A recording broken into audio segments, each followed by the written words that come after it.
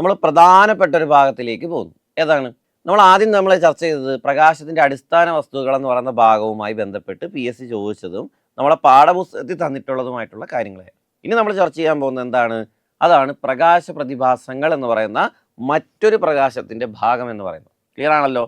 ആ പ്രകാശ പ്രതിഭാസമാണ് നമ്മൾ ചർച്ച ചെയ്യാൻ പോകുന്നത്, ഒപ്റ്റിക്കൽ ഫിനോമിനൻ ഓഫ് ലൈറ്റ്.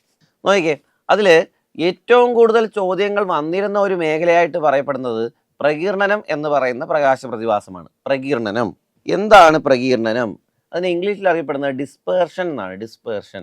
അപ്പൊ അത് പ്രകീർണനം എന്താണെന്ന് മനസ്സിലാവുന്നതിന് മുമ്പ് നമ്മൾ ചർച്ച ചെയ്യുന്ന ഒരു കാര്യമാണ്. ശ്രദ്ധിച്ചു കേട്ടോണം. ദൃശ്യപ്രകാശം 7 ഘടകവർണ്ണങ്ങൾ ചേർന്നതാണ്. ഏതാണ്? ദൃശ്യപ്രകാശം 7 ഘടകവർണ്ണങ്ങൾ ചേർന്നതാണ്. അതായത് 7 നിറങ്ങൾ ചേർന്നതാണ് എന്ത്? ദൃശ്യപ്രകാശം അല്ലെങ്കിൽ ധവളപ്രകാശം എന്ന് പറയുന്നത്. ഓക്കെയാണേ? അത് പ്രൂവ് ചെയ്യുന്ന വ്യക്തിയാണ് ആര്? ഐസക് ന്യൂട്ടൺ എന്ന് പറയുന്ന വ്യക്തി. അപ്പൊ ദൃശ്യപ്രകാശം ഘടകവർണ്ണങ്ങൾ ചേർന്നതാണ് എന്ന് കണ്ടെത്തുന്ന വ്യക്തിയാണ് ആര്? ഈ പറയുന്ന ഐസക് ന്യൂട്ടൺ.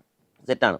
ഈ 7 എന്ന് പറയുന്ന സംഖ്യ, അതായത് 7 എന്ന് പറയുന്ന സംഖ്യ അതിനേക്കാൾ ഉപരി പറയാൻ പറ്റുന്ന എന്താണെന്നറിയോ? കോടാനുകോടി നിറങ്ങൾ ചേർന്നതാണ് ദൃശ്യപ്രകാശം എന്നുള്ളതാണ് ശരിക്കും പറയേണ്ടത്. അല്ലെങ്കിൽ നമ്മൾ സ്പെസിഫൈ ചെയ്ത് 7 നിറങ്ങളാണെന്ന് പറയുന്നുണ്ട്. അതിന് അദ്ദേഹം നടത്തിയ പരീക്ഷണമാണ് ന്യൂട്ടന്റെ വർണ്ണപ്പമ്പരം എന്ന് പറയുന്ന പരീക്ഷണം. ഓക്കെയാണ്? ന്യൂട്ടന്റെ വർണ്ണപ്പമ്പരം എന്ന പരീക്ഷണം SCERT പാഠപുസ്തകത്തിൽ എടുത്ത് പറഞ്ഞിട്ടുണ്ട്. ന്യൂട്ടന്റെ വർണ്ണപ്പമ്പരം എന്ന പരീക്ഷണം നമ്മൾ ഇത് ചെയ്തിട്ടുണ്ട്. ഓർമ്മയുണ്ടോ നിങ്ങൾക്ക്? നമ്മളൊരു CD എടുത്തു, അതിന്റെ ബാക്കിൽ ഒരു ചാർട്ട് പേപ്പർ, വെള്ള ചാർട്ട് പേപ്പർ ഒട്ടിച്ചതിന് ശേഷം അതിനെ 7 തുല്യ ഭാഗങ്ങളായി ഡിവൈഡ് ചെയ്തു. ആ ഡിവൈഡ് ചെയ്തതിന് ശേഷം 7 നിറങ്ങൾ, 7 ചായങ്ങൾ നമ്മൾ അതിൻ്റെ അകത്തേക്ക് പൂശി. എന്നിട്ട് ഒന്നെങ്കിൽ നമ്മളൊരു മോട്ടറിൻ്റെയോ അല്ലെങ്കിൽ മറ്റേതെങ്കിലും ഒരു വസ്തുവിൻ്റെയോ സഹായത്തോടു കൂടി ഒരു പ്രത്യേക RPM നമ്മളിങ്ങനെ കറക്കിക്കൊണ്ടിരിക്കുന്ന സമയത്ത് നമുക്ക് ഏകദേശം വൈറ്റ് ഷെയ്ഡുള്ള ഒരു നിറമാണ് അവിടെ ലഭിച്ചത്. ക്ലിയർ അല്ലേ? അപ്പോൾ അവിടെ നിന്ന് മനസ്സിലാവുന്ന എന്താ? ആ 7 നിറങ്ങൾ ചേരുമ്പോൾ വെള്ള കിട്ടും, അല്ലെങ്കിൽ വെള്ള എന്ന് പറയുന്നത് 7 നിറങ്ങൾ ചേർന്നതാണെന്നല്ലേ? അതാണ് ന്യൂട്ടന്റെ വർണ്ണപ്പമ്പരം എന്ന് പറയുന്ന പരീക്ഷണം. സെറ്റാണ്? അപ്പം ഇത്രയേ ഉള്ളൂ. ദൃശ്യപ്രകാശം ഘടകവർണ്ണങ്ങൾ ചേർന്നതാണെന്ന് കണ്ടെത്തിയ വ്യക്തിയാണ് ആര്? Isaac Newton. അതിന് അദ്ദേഹം നടത്തിയ പരീക്ഷണമാണ് ഏത്? വർണ്ണപ്പമ്പരം. അങ്ങനെ 7 നിറങ്ങൾ ചേർന്നതാണ് ദൃശ്യപ്രകാശമെങ്കിൽ ആ ദൃശ്യപ്രകാശത്തെ 7 നിറങ്ങളാക്കി മാറ്റാനും കഴിയില്ലേ? അങ്ങനെയാണല്ലോ. അങ്ങനെ കഴിയും. ആ പ്രകാശ പ്രതിഭാസത്തെ വിളിക്കുന്ന പേരാണ് ഏത്? പ്രകീർണനം എന്നറിയപ്പെടുന്നത്. ഓക്കെ ആണോ? അപ്പൊ എങ്ങനെ പറയാം? ദൃശ്യപ്രകാശത്തെ ഘടകവർണ്ണമാക്കി മാറ്റുന്ന പ്രകാശ പ്രതിഭാസമാണ് പ്രകീർണനം. സെറ്റാണല്ലോ? ഒന്നുകൂടെ കേട്ടോണം. ദൃശ്യപ്രകാശത്തെ ഘടകവർണ്ണമാക്കി മാറ്റുന്ന പ്രകാശ പ്രതിഭാസമാണ് ഏത്? പ്രകീർണനം. അതിന് നമ്മൾ ഏറ്റവും സിമ്പിളായിട്ട് സ്കൂൾ തലത്തിലൊക്കെ അത് നടത്തി നോക്കിയ ഉപകരണമായിരുന്നു പ്രിസം എന്ന് പറയുന്ന ഉപകരണം. ഏതാണ്? പ്രിസം അല്ലെങ്കിൽ ട്രയാങ്കുലാർ പ്രിസം. ഓക്കെ ആണല്ലോ? അപ്പൊ ദൃശ്യപ്രകാശത്തെ ഘടകവർണ്ണമാക്കി മാറ്റുന്ന ഒരു ഉപകരണമാണ് ഏത്? പ്രിസം. ആ പ്രിസത്തിനകത്തുകൂടി നമ്മുടെ സ്കൂൾ പാഠപുസ്തകത്തിൽ തന്നെ ഒരു ചിത്രം നൽകിയിട്ടുണ്ട്. അതായത് ഒരു ബ്ലാക്ക് ബാക്ക്ഗ്രൗണ്ട് എടുത്തതിന് ശേഷം, അല്ലെങ്കിൽ ഒരു ബ്ലാക്ക് റൂം, അല്ലെങ്കിൽ നമ്മൾ ഇരുണ്ട ഒരു മുറിയിൽ നമ്മളൊരു പ്രിസം വെച്ചിട്ട് ഒരു സൈഡിൽ നിന്ന് നമ്മൾ ലൈറ്റ് അടിക്കുന്ന സമയത്ത് എന്താണ് സംഭവിക്കുന്നത്? ലൈറ്റ് അടിക്കുന്ന സമയത്ത് ആ ലൈറ്റ് നമ്മൾ അപ്പുറത്ത് ആ പ്രിസത്തിന്റെ ജസ്റ്റ് അതിൻ്റെ ഓപ്പോസിറ്റ് സൈഡിലായിട്ട്, ലൈറ്റിന്റെ ഓപ്പോസിറ്റ് സൈഡിലായിട്ട് ഒരു സ്ക്രീൻ വയ്ക്കുകയാണെങ്കിൽ ആ പ്രിസത്തിനകത്തുകൂടെ കടന്നു പോകുന്ന പ്രകാശരശ്മി സ്ക്രീനിൽ 7 നിറങ്ങൾ കാണിക്കുന്നതായി ബോധ്യപ്പെടും. അപ്പൊ പ്രിസം എന്താണ് ചെയ്യുന്നത്?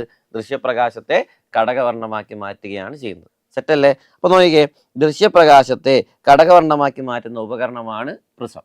അടുത്തത്, ഈ പ്രകീർണന ഫലമായി ഉണ്ടാകുന്ന വർണ്ണങ്ങളുടെ ക്രമമായ വിതരണത്തെ വർണ്ണരാജി എന്ന് പറയപ്പെടുന്നു. വർണ്ണരാജി അഥവാ വിസിബിൾ സ്പെക്ട്രം. ഒന്നുമില്ലേ, ഇതൊരു പ്രിസമാണെന്ന് സങ്കല്പിക്കുക. ഇതിനകത്തേക്ക് നമ്മൾ ധവളപ്രകാശത്തെ കടത്തിവിട്ടു. ഓക്കെ ആണല്ലോ? ആ പ്രകാശം കടന്നു പോകുന്ന സമയത്ത് നമുക്കറിയാം 7 നിറങ്ങളായിട്ട് അത് മാറുന്നുണ്ട്. 7 നിറങ്ങളായിട്ട് മാറുന്നു. അതിൽ നിന്ന് പുറത്തു വരുന്ന നിറങ്ങൾ നമ്മൾ പരിശോധിക്കുമ്പോൾ നമുക്ക് കാണാം, ഇങ്ങനെയായിരിക്കും കാണപ്പെടുന്നത്. വിബ്ജിയോർ. സെറ്റല്ലേ? വിബ്ജിയോർ എന്നല്ലേ കാണപ്പെടുന്നത്. ഈ വിബ്ജിയോറിനെ വിളിച്ച പേരാണ് എന്ത്? വർണ്ണരാജി എന്ന് പറയുന്നത്. ക്ലിയർ അല്ലേ? Visible spectrum. ഓക്കെ ആണേ? അപ്പോൾ പ്രകീർണന ഫലമായി ഉണ്ടാകുന്ന വർണ്ണങ്ങളുടെ ക്രമമായ വിതരണത്തെ, ക്ലിയർ ആണല്ലോ? ഞാൻ കാണിച്ചു തന്നിട്ടുണ്ട്. ക്രമമായ വിതരണത്തെ ഏത് പേരിൽ അറിയപ്പെടുന്നു?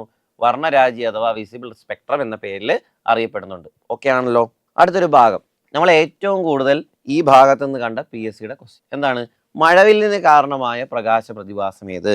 മഴവില്ലിന് കാരണമായ പ്രകാശ പ്രതിഭാസം ഏത്?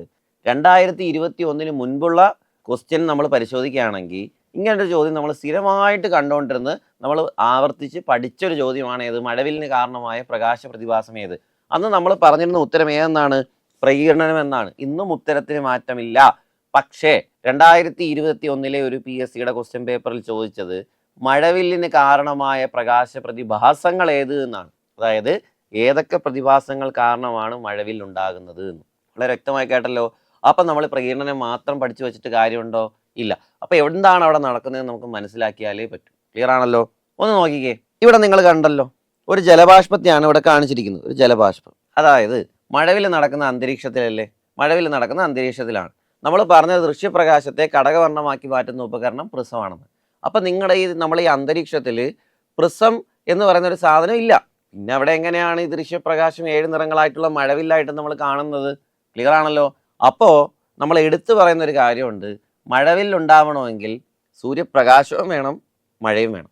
ക്ലിയർ അല്ലേ? സൂര്യപ്രകാശവും വേണം, മഴയും വേണം. ഒന്നാമത്തെ കണ്ടീഷൻ. അങ്ങനെയല്ലേ നമ്മൾ പഠിച്ചേക്കുന്ന? അവിടെ മഴ എന്ന് പറഞ്ഞാൽ മഴത്തുള്ളികളല്ലേ? ആ മഴത്തുള്ളികളാണ് എന്തിൻ്റെ സ്വഭാവം കാണിക്കുന്നത്? പ്രിസത്തിൻ്റെ സ്വഭാവം കാണിക്കുന്നു. അപ്പോൾ മഴത്തുള്ളികൾ എന്തിൻ്റെ സ്വഭാവം കാണിക്കുന്നു? പ്രിസത്തിൻ്റെ സ്വഭാവം കാണിക്കുന്നു. സെറ്റാണല്ലോ? അപ്പോൾ ഈ പറയുന്ന മഴവില്ലിൽ പ്രിസത്തിൻ്റെ സ്വഭാവം കാണിക്കുന്നത് ആരെന്ന് ചോദിച്ചാൽ ആരാണ്? അത് മഴവില്ലിൽ പ്രിസത്തിൻ്റെ സ്വഭാവം കാണിക്കുന്നത് ആര് എന്ന് ചോദിച്ചാൽ ആരാണ്? മഴത്തുള്ളികൾ അല്ലെങ്കിൽ ജലബാഷ്പങ്ങൾ. സെറ്റാണ്? ഞാൻ പറയുന്നത് വളരെ ശ്രദ്ധിച്ച് കേട്ടോ.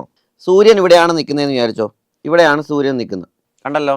ഇനി ഒരാൾ നോക്കുന്നത് എവിടെ നിന്നാണെന്ന് വിചാരിച്ചോ. ഒരാൾ നോക്കുന്നത് ഇവിടെ നിന്നാണ്, കണ്ടല്ലോ. ശ്രദ്ധിച്ച് നോക്കണം. മഴവിലുണ്ടാവുന്ന ഇവിടെയാണെന്ന് വിചാരിച്ചോ. ഈ പടത്തിൽ നിന്ന് എന്ത് മനസ്സിലായി? സൂര്യപ്രകാശം എവിടെയാണോ അതിൻ്റെ എതിർ ദിശയിലായിരിക്കും മഴവിലുണ്ടാവുന്നത്. ക്ലിയർ ആണോ? ഇവിടെ നോക്കിക്കേ, ഒരാൾ സൂര്യൻ നിൽക്കുന്നത് ഇവിടെ, മഴവിലുണ്ടാവുന്നത് എവിടെ? അതിന് എതിർ ദിശയിലല്ലേ. അപ്പം എങ്ങനെ മനസ്സിലാക്കാം? സൂര്യൻ എവിടെയാണോ അതിൻ്റെ എതിർ ദിശയിലായിരിക്കും എന്തുണ്ടാവുന്നത്? മഴവിൽ. സ്ഥിരം ചോദ്യങ്ങളായി മുമ്പുണ്ടായിരുന്ന ചോദ്യങ്ങളിൽ ഒരു ചോദ്യമാണ്. വേണമെങ്കിൽ ഇനിയും ചോദിക്കാം. കാരണം ഒരു LGS നിലവാരത്തിലാണെങ്കിൽ പോലും മുമ്പ് ചോദിച്ചു കണ്ടിട്ടുള്ള എന്താണെന്നറിയോ? ദിശ അറിയാനുള്ള ഒരു വഴിയാണ്. അതായത് സൂര്യൻ കിഴക്കായിരിക്കുമ്പോൾ മഴവിലുണ്ടാവുന്ന എവിടെ? പടിഞ്ഞാറ്. സൂര്യൻ പടിഞ്ഞാറായിരിക്കുമ്പോൾ മഴവിലുണ്ടാവുന്ന എവിടെ? കിഴക്ക്. അത് ബേസ് ചോദ്യം. അപ്പോൾ കണ്ടല്ലോ, സൂര്യന് എതിർദിശയിലാണ് എന്തുണ്ടാവുന്നത്? മഴവിലുണ്ടാവുന്നത്. സെറ്റാണേ? അപ്പം അത്രേ ഉള്ളൂ. അപ്പോൾ ആ ഒരു ഭാഗം ചർച്ച ചെയ്ത് തീർന്നു. ഇനി നോക്കിക്കേ, സൂര്യനിൽ നിന്ന് ഒരു പ്രകാശരശ്മി ഇങ്ങനെ കടന്നു വരെയില്ലേ? സൂര്യപ്രകാശം നമുക്കറിയാം പല നിറങ്ങളായിട്ടല്ലല്ലോ വരുന്നത്. സൂര്യപ്രകാശം സാധാ പ്രകാശമായിട്ടാണ് കടന്നു വരുന്നത്. അപ്പോഴാണ് ഇവിടെ ആര് നിൽക്കുന്നത്? ഇവിടെ ജലബാഷ്പം നിൽക്കുന്നത്. സെറ്റല്ലേ? അപ്പോൾ ജലബാഷ്പം നിൽക്കുകയാണ്. പക്ഷേ വളരെ വ്യക്തമായിട്ട് കേട്ടോണേ, ഈ ജലബാഷ്പം എന്ന് പറഞ്ഞാൽ ജലമാണ്. ഇന്ന് ആ പ്രകാശം കടന്നു വരുന്നത് എവിടെ നിന്നാണ്? വായു എന്നാണ്. വായു. ഇപ്പം ഞാൻ അതിൻ്റെ അകത്ത് വരയ്ക്കേ, ജലം. ശ്രദ്ധിച്ചാ? ഇപ്പം എത്ര മാധ്യമങ്ങളുണ്ട്? വായുവുണ്ട്, ജലമുണ്ട്. ആരൊക്കെയുണ്ട്? വായുവുണ്ട്, ജലമുണ്ട്. എത്ര മാധ്യമമുണ്ട്? 2 മാധ്യമം. ക്ലിയർ ആണോ? അപ്പം എങ്ങനെ ഒരു മാധ്യമത്തിൽ നിന്ന് മറ്റൊരു മാധ്യമത്തിലേക്ക് പ്രകാശരശ്മി കടക്കയല്ലേ? അത് രണ്ടും 2 ടൈപ്പ് മാധ്യമമല്ലേ? അവിടെ നടക്കുന്ന ഏതായിരിക്കും? അപവർത്തനം എന്ന പ്രതിഭാസമായിരിക്കും. അപവർത്തനം. ഓക്കെ ആണോ? അതായത് മഴവില്ലിൽ ആദ്യം നടക്കുന്ന പ്രകാശ പ്രതിഭാസം ഏതായിരിക്കും? അപവർത്തനം. മഴവില്ലിൽ ആദ്യം നടക്കുന്ന പ്രകാശ പ്രതിഭാസം ഏതായിരിക്കും? അപവർത്തനം. ഓക്കെ ആണോ? ഇനി ശ്രദ്ധിച്ച് കേട്ടോണം. അപ്പം വായുവിൽ നിന്ന് ജലത്തിലേക്ക് കടന്നു. അങ്ങനെ ജലബാഷ്പത്തിൻ്റെ കവാടത്തിൽ നിന്ന് എത്തി നിൽക്കുകയാണ് പ്രകാശം. പക്ഷെ നമ്മൾ തുടക്കത്തിൽ പറഞ്ഞൊരു കാര്യമില്ലേ, ജലം അല്ലെങ്കിൽ മഴത്തുള്ളികൾ പ്രിസത്തിൻ്റെ സ്വഭാവം കാണിക്കുമെന്നല്ലേ പറഞ്ഞത്? പ്രിസത്തിൻ്റെ സ്വഭാവം, അതായത് വന്നു വീഴുന്ന ദൃശ്യപ്രകാശത്തെ അത് എന്താക്കി മാറ്റും? 7 നിറങ്ങളാക്കി മാറ്റൂലേ? ഇത് ഇവിടെ വെച്ച് നിങ്ങളത് മാറുന്ന കണ്ടില്ലേ? ചുവപ്പും വയലറ്റും. കാരണം ഇടയ്ക്കുള്ള നിറങ്ങൾ കാണിക്കുന്നില്ല എന്നേ ഉള്ളൂ. ടെക്സ്റ്റിൽ അതേ ചിത്രം ഇവിടെ എടുത്തിട്ടുണ്ടെന്നേ ഉള്ളൂ. അപ്പോൾ ഓക്കെയാണ്. അങ്ങനെ ഇവിടെ വെച്ചിട്ട് അവിടെ പല നിറങ്ങളായി മാറിയല്ലേ? ആ പ്രകാശ പ്രതിഭാസമാണ് ഏത്? അതാണ് പ്രകീർണനം. ചുരുക്കി പറഞ്ഞാൽ രണ്ടാമതാണ് ഏത് നടക്കുന്നത്? പ്രകീർണനം. പക്ഷെ മഴവിൽ എന്നുള്ള എഫക്റ്റ് ഉണ്ടാക്കിയെടുക്കുന്ന ആരാണ്? അതിൽ പ്രകീർണനത്തിനാണ് പങ്ക്. കാരണം അത്രയും നിറങ്ങളായിട്ട് മാറണ്ടേ. അപ്പോൾ ഓർഡറിൽ പഠിച്ചോണം, അപവർത്തനമായി, പ്രകീർണനമായി. ഇനി വളരെ വ്യക്തമായിട്ട് കേട്ടോണം. നിങ്ങൾക്ക് അറിയുന്നൊരു കാര്യമാണ്, ജലം സുതാര്യ മാധ്യമമാണോ അതാര്യ മാധ്യമമാണോ? ഉറപ്പിച്ച് പറയണം. നിങ്ങളൊന്ന് ആലോചിച്ചൊക്കെ, നമ്മൾ ഒരു കുളത്തിലേക്ക് നോക്കുന്നു. കുളത്തിൻ്റെ അടുത്തിട്ട് നമുക്ക് കാണാൻ പറ്റൂലേ പ്രകാശം കടന്നു വരുമ്പം? അതിൻ്റെ അകത്തൂടെ പ്രകാശം കടന്നു പോയിട്ടല്ലേ കാണാൻ പറ്റിയത്. അപ്പം എങ്ങനെ പറയാം? അത് കടത്തിവിടുന്ന വസ്തുവാണ്. പ്രകാശത്തെ കടത്തിവിടുന്ന ആ വസ്തുവായതുകൊണ്ട് ജലം എന്ത് മാധ്യമം? സുതാര്യ മാധ്യമം എന്ന് പറയാം. എന്ത് മാധ്യമം? സുതാര്യ മാധ്യമം. ട്രാൻസ്പാരൻ്റ് ആണെന്ന് പറഞ്ഞൂടെ? ഉറപ്പിച്ചില്ലേ? അങ്ങനെയാണെങ്കിൽ ഇങ്ങനെ വന്ന് വീഴുന്ന പ്രകാശരശ്മി പുറത്തോട്ട് പോണ്ടേ? പോയില്ല. പകരം വന്ന് ഇടിച്ചിട്ട് തിരിച്ചു പോവുകയാണ് ചെയ്തത്. ക്ലിയർ അല്ലേ? വന്ന് ഇടിച്ചിട്ട് തിരിച്ചു പോവുകയാണ് ചെയ്തത്. അതായത് ഇടിച്ച് തിരിച്ചു പോവുക, അതായത് റിഫ്ലക്റ്റ് ചെയ്തു പോയി. അതായത് ഇൻറ്റേർണലി റിഫ്ലക്റ്റ് ചെയ്തു. അതായത് ആ വസ്തുവിൻ്റെ പുറത്തല്ലേ, ഇൻറ്റേർണലി റിഫ്ലക്റ്റ് ചെയ്തില്ലേ? അതുകൊണ്ട് തന്നെ മൂന്നാമത് നടക്കുന്ന പ്രകാശ പ്രതിഭാസമാണ് ഏത്? ആന്തരിക പ്രതിപതനം. ആന്തരിക പ്രതിപതനം. ഓക്കെ ആണോ? ഇനി മുകളിൽ വായിച്ചു നോക്കിയേ. മഴവില്ലിന് കാരണമായ പ്രകാശ പ്രതിഭാസങ്ങൾ അപവർത്തനം, പ്രകീർണനം, ആന്തരിക പ്രതിപതനം. ശരിക്കും ഇവിടെ നടക്കുന്നത് പൂർണ്ണ ആന്തരിക പ്രതിപതനം എന്ന പ്രതിഭാസം തന്നെയാണ്. പക്ഷേ നമ്മുടെ സ്കൂൾ പാഠപുസ്തകത്തിൽ അത് ആന്തരിക പ്രതിപതനമായിട്ടാണ് നൽകിയിരിക്കുന്നത്. മാത്രമല്ല, അത് സ്കൂൾ പാഠപുസ്തകത്തിൽ തന്നിരിക്കുന്നത് കൊണ്ട് മാത്രമല്ല, PSCയുടെ ഉത്തരസൂചികയിലും അതിന് ഉത്തരം തന്നിരുന്നത് ആന്തരിക പ്രതിപതനമായിരുന്നു. എന്നാലും നിങ്ങൾ മനസ്സിൽ വെച്ചേക്കേണ്ട ഒരു കാര്യമുണ്ട്. അതെന്താണ്? പൂർണ്ണ ആന്തരിക പ്രതിപതനമാണ്. ഈ പറഞ്ഞ അപവർത്തനവും ആന്തരിക പ്രതിപതനവും ഒക്കെ നമുക്ക് ചർച്ചയ്ക്ക് എടുക്കാം. ഞാൻ ജസ്റ്റ് എൻ്റെ ഒരു ബേസ് പറഞ്ഞു തന്നതാണ്. കാരണം നിലവിൽ മാറി വന്ന PSCയുടെ ചോദ്യപ്രകാരം മഴവിലിന് കാരണമായ പ്രകാശ പ്രതിഭാസങ്ങൾ ആരൊക്കെയാണ്? അപവർത്തനം, പ്രകീർണനം, ആന്തരിക പ്രതിപതനം. ആരൊക്കെ? അപവർത്തനം, പ്രകീർണനം, ആന്തരിക പ്രതിപതനം. ഇനി വളരെ വ്യക്തമായിട്ട് കണ്ടല്ലോ. ഇവിടെ വന്ന് ഇടിച്ചതിന് ശേഷം ഇത് പുറത്തേക്ക് പോകുന്നത് ഓരോ നിറങ്ങളായിട്ട്. ക്ലിയർ അല്ലേ? അപ്പോൾ വളരെ വ്യക്തമായിട്ട്, കാരണം ഓരോന്നിൻ്റെ ഇനിയിപ്പോൾ നമ്മൾ അങ്ങോട്ട് പോകുമ്പോൾ ചർച്ച ചെയ്യുന്ന സാധനമാണ്. ഓരോന്നിനും ഓരോ വേവ് ലെങ്ത് ആയിരിക്കും ഓരോ നിറങ്ങൾക്കെന്ന്. അപ്പോൾ വളരെ വ്യക്തമായിട്ട് കേട്ടോ. ക്ലിയർ ആണേ? അങ്ങനെ വന്ന് തിരിച്ചു വന്നിട്ട് പുറത്തിറങ്ങുകയല്ലേ ചെയ്യുന്നത്. ഞാനൊരു കാര്യം ചോദിച്ചോട്ടെ, എത്ര തവണ മഴവില്ലിൽ അപവർത്തനം സംഭവിക്കും? എത്ര തവണ മഴവില്ലിൽ അപവർത്തനം സംഭവിക്കും? ശ്രദ്ധിച്ചേട്ടോണം. ഇത് ഞാൻ മാർക്ക് ചെയ്യുന്ന ഭാഗം ഒന്ന് നോക്കിക്കോണം. ഇത് വായു, ഇത് ജലം. അപ്പോൾ ഒന്ന് വായുവിൽ നിന്ന് ജലത്തിലേക്ക് കയറണം, വീണ്ടും ജലം, വായു. ഇപ്പോൾ ജലത്തിൽ നിന്ന് എന്ത് ചെയ്യണം? വായുവിലേക്ക് ഇറങ്ങണം. എത്ര തവണ അപവർത്തനം സംഭവിച്ചു? 2 തവണ. അതായത് മഴവില്ലിൽ ഒരു ജലബാഷ്പത്തിനുള്ളിൽ എത്ര തവണ അപവർത്തനം സംഭവിക്കുമെന്ന് ചോദിച്ചാൽ 2 തവണ. ഒരു ജലബാഷ്പത്തിനുള്ളിൽ മഴവില്ലിൽ എത്ര തവണ അപവർത്തനം സംഭവിക്കും? 2 തവണ. വളരെ വ്യക്തമാണല്ലോ. വായുവിൽ നിന്ന് ജലത്തിലേക്ക് കയറാൻ വേണം, ജലത്തിൽ നിന്ന് വായുവിലേക്ക് ഇറങ്ങാൻ വേണം. അങ്ങനെ ഒരാൾ ഇവിടെ നിന്ന് നോക്കുന്നു. നിങ്ങൾക്ക് പല ആൾക്കാർക്കും സംശയം കാണും. കാരണം ഇവിടെ പുറത്തിറങ്ങുമ്പോൾ മുകളിൽ നിൽക്കുന്ന വയലറ്റ്, താഴെ നിൽക്കുന്ന ചുവപ്പ്. പക്ഷെ ഞാൻ കാണുന്നത് മുകളിൽ ചുവപ്പും താഴെ വയലറ്റും അല്ലേ എന്ന്. നിങ്ങൾ വളരെ വ്യക്തമായിട്ട് കേൾക്കേണ്ട ഒരു കാര്യമുണ്ട്. വളരെ വ്യക്തമായിട്ട് കേട്ടോണം. കാഴ്ചക്കാരനെയും മഴവിലിൻ്റെ കേന്ദ്രത്തെയും ബന്ധിപ്പിക്കുന്ന ഒരു സാങ്കല്പിക രേഖയുണ്ട്. ദൃഷ്ടിരേഖ എന്നാണ് അതിനെ അറിയപ്പെടുന്നത്. ഒന്നുകൂടെ കേട്ടോണേ. കാഴ്ചക്കാരനെയും മഴവില്ലിൻ്റെ കേന്ദ്രത്തെയും ബന്ധിപ്പിക്കുന്ന ഒരു രേഖയുണ്ട്. സാങ്കല്പിക രേഖയാണ്. അതിനെ വിളിക്കുന്ന പേര് ദൃഷ്ടിരേഖ എന്നാണ്. അങ്ങനെ ഒരു ദൃഷ്ടിരേഖ സങ്കല്പിക്കുകയാണെങ്കിൽ ഓരോ ജലബാഷ്പവും ഓരോ പർട്ടിക്കുലർ കോണളവിലുള്ള പ്രകാശരശ്മികളായിരിക്കും നമ്മൾ നോക്കുമ്പോൾ കാണുന്നത്. അങ്ങനെ നോക്കുന്ന സമയത്ത് 42.7 ഡിഗ്രി കോണളവിലാണ് നമ്മൾ ആരെ കാണുന്നത്? ചുവപ്പുമായി ബന്ധപ്പെട്ട കണികകളിൽ നിന്ന് വരുന്ന ചുവന്ന പ്രകാശത്തെ കാണുന്നത്. ക്ലിയർ ആണേ?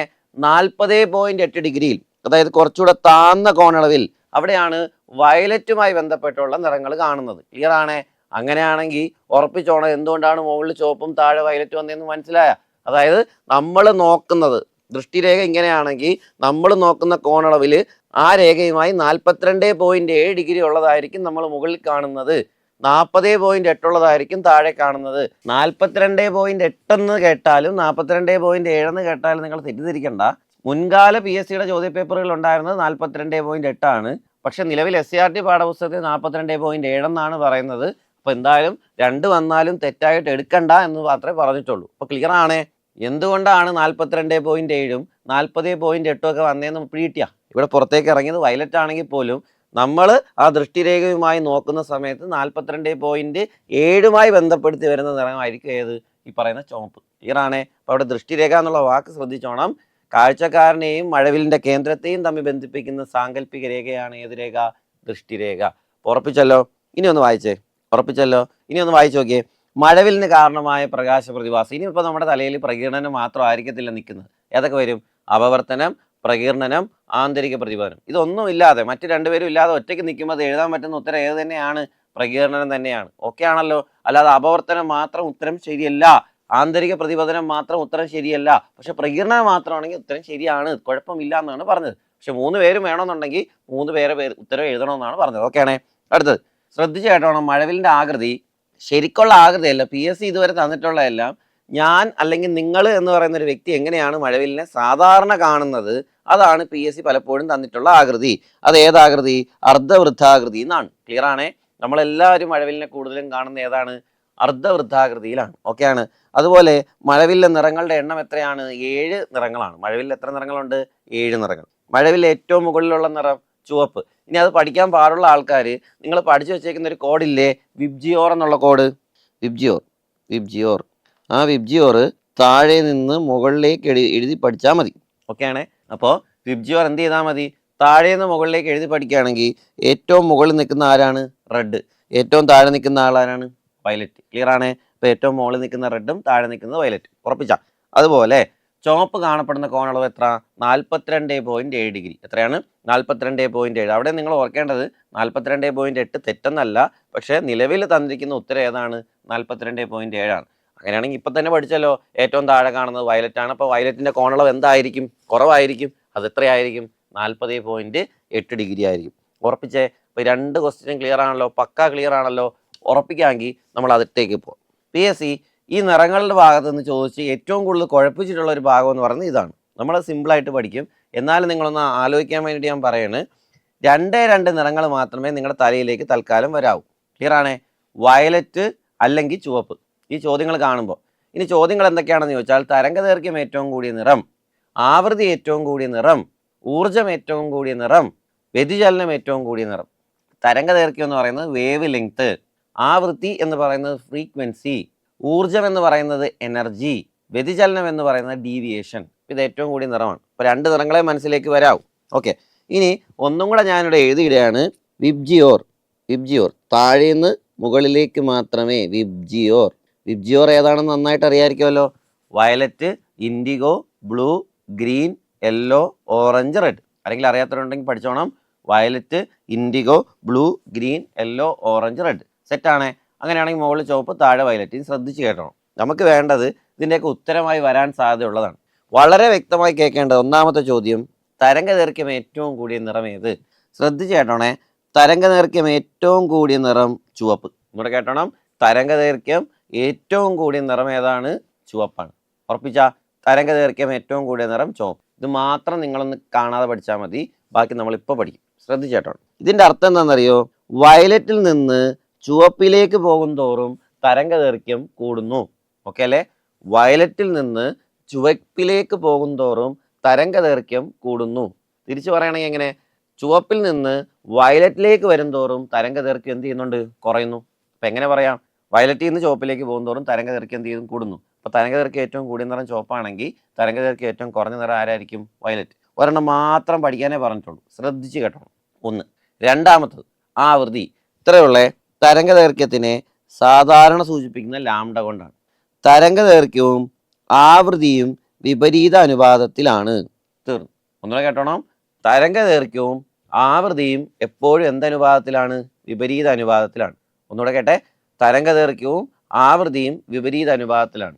ഓക്കെ ആണേ? അതിൻ്റെ അർത്ഥം തരംഗദൈർഘ്യം ഏറ്റവും കൂടിയ ആൾക്ക് ആവൃത്തി ഏറ്റവും എന്തായിരിക്കും? കുറവായിരിക്കും. തീർന്നു. നിങ്ങൾ ഒരു നിറവും പഠിക്കണ്ട, ഞാൻ പറയുന്നത് മാത്രം കേട്ടാൽ മതി. അപ്പോൾ എനിക്ക് നന്നായിട്ട് അറിയുന്നൊരു കാര്യമുണ്ട്. തരംഗദൈർഘ്യം ഏറ്റവും കൂടിയ നിറം ഏതാണ്? ചുവപ്പാണ്. അപ്പം അയാൾക്ക് എന്ത് കുറവായിരിക്കും? ആവൃത്തി കുറവായിരിക്കും. എങ്കിൽ ആവൃത്തി ഏറ്റവും കൂടിയ നിറം ആര്? അത് വയലറ്റ്. പഠിച്ചേ? തീർന്നു. ആവൃത്തി ഏറ്റവും കൂടിയ നിറം ഏതാണ്? വയലറ്റ്. ഉറപ്പിച്ചേ? ഞാൻ നിങ്ങളെ കളർ വെച്ച് പഠിക്കാൻ നിന്നാൽ നിങ്ങൾക്ക് മൊത്തം തെറ്റും. ഇപ്പം ഇത് പഠിക്കുമ്പം ഈ റിലേഷനും കൂടെ പഠിച്ചിട്ടാണ് പോണത്. അടുത്തത് ശ്രദ്ധിച്ച് കേട്ടോണം. ആവൃത്തിയും ഊർജവും നേരനുപാതത്തിലാണ്. ആവൃത്തി ഫ്രീക്വൻസി, എനർജി ഇ.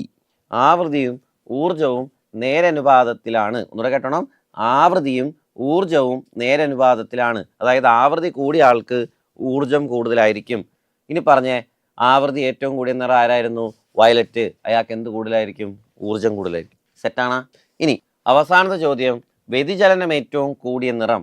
വ്യതിചലനം ഏറ്റവും കൂടിയ നിറം. ഇത് വളരെ വ്യക്തമായിട്ട് മനസ്സിലാക്കാൻ ഞാൻ നിങ്ങൾക്ക് ഒരു കാര്യം കാണിച്ചു തരാം. ഒരു പ്രിസം സങ്കല്പിക്കുക. ആ പ്രിസത്തിനകത്തേക്ക് നമ്മൾ ദൃശ്യപ്രകാശത്തെ കടത്തിവിടും. ആ ദൃശ്യപ്രകാശം കടന്നു പോകുമ്പോൾ പ്രിസം എത്ര നിറങ്ങളാക്കി മാറ്റും? 7 നിറങ്ങളാക്കി മാറ്റും. ക്ലിയർ അല്ലേ? ആ നിറങ്ങളിൽ ഏറ്റവും മുകളിലുള്ള നിറം നിങ്ങളൊന്ന് പരിശോധിക്കണം, ഏറ്റവും താഴെയുള്ള നിറം നിങ്ങൾ പരിശോധിക്കണം. രണ്ടും തമ്മിൽ എന്തെങ്കിലും വ്യത്യാസം ഉണ്ടോ? മുകളിലുള്ള നിറം സഞ്ചരിക്കുന്ന പാത നോക്കിക്കഴിഞ്ഞാൽ ചെറുതായിട്ട് ചരിഞ്ഞാണ് സഞ്ചരിക്കുന്നത്. സഞ്ചരിക്കുന്ന പാതയിൽ ചെറിയ വ്യതിയാനം ഉണ്ടെന്നർത്ഥം. എന്നാൽ താഴത്തെ നിറം നോക്കുമ്പോൾ അത് സഞ്ചരിക്കുന്ന പാതയിൽ നിന്ന് നന്നായിട്ട് വ്യതിചലിച്ച് പോകുന്നുണ്ട്. വേണമെങ്കിൽ കുറച്ചുകൂടെ കാണിച്ചു തരാം. നന്നായിട്ട് വ്യതിചലിച്ച് പോകുന്നുണ്ട്. ഇനി നമുക്ക് എഴുതിയ ഓർഡർ അറിയാം. എങ്ങനെ? Violet, indigo, blue, green, yellow, orange, red. ഇനി പറഞ്ഞേ, വ്യതിചലനം ഏറ്റവും കൂടിയ നിറം ഏതാ? വ്യതിചലനം ഏറ്റവും കൂടിയ നിറം വയലറ്റാണ്. വ്യതിചലനം ഏറ്റവും കൂടിയ നിറം ഏതാണ്? വയലറ്റാണ്. ഓക്കെ ആണോ? ഇപ്പം 4 ചോദ്യങ്ങൾ നമ്മളൊന്നും കാണാതെ പഠിച്ചിട്ടില്ല. ആ ഒരൊറ്റ ചോദ്യം കാണാതെ പഠിക്കാൻ പറഞ്ഞോട്ടുള്ളൂ.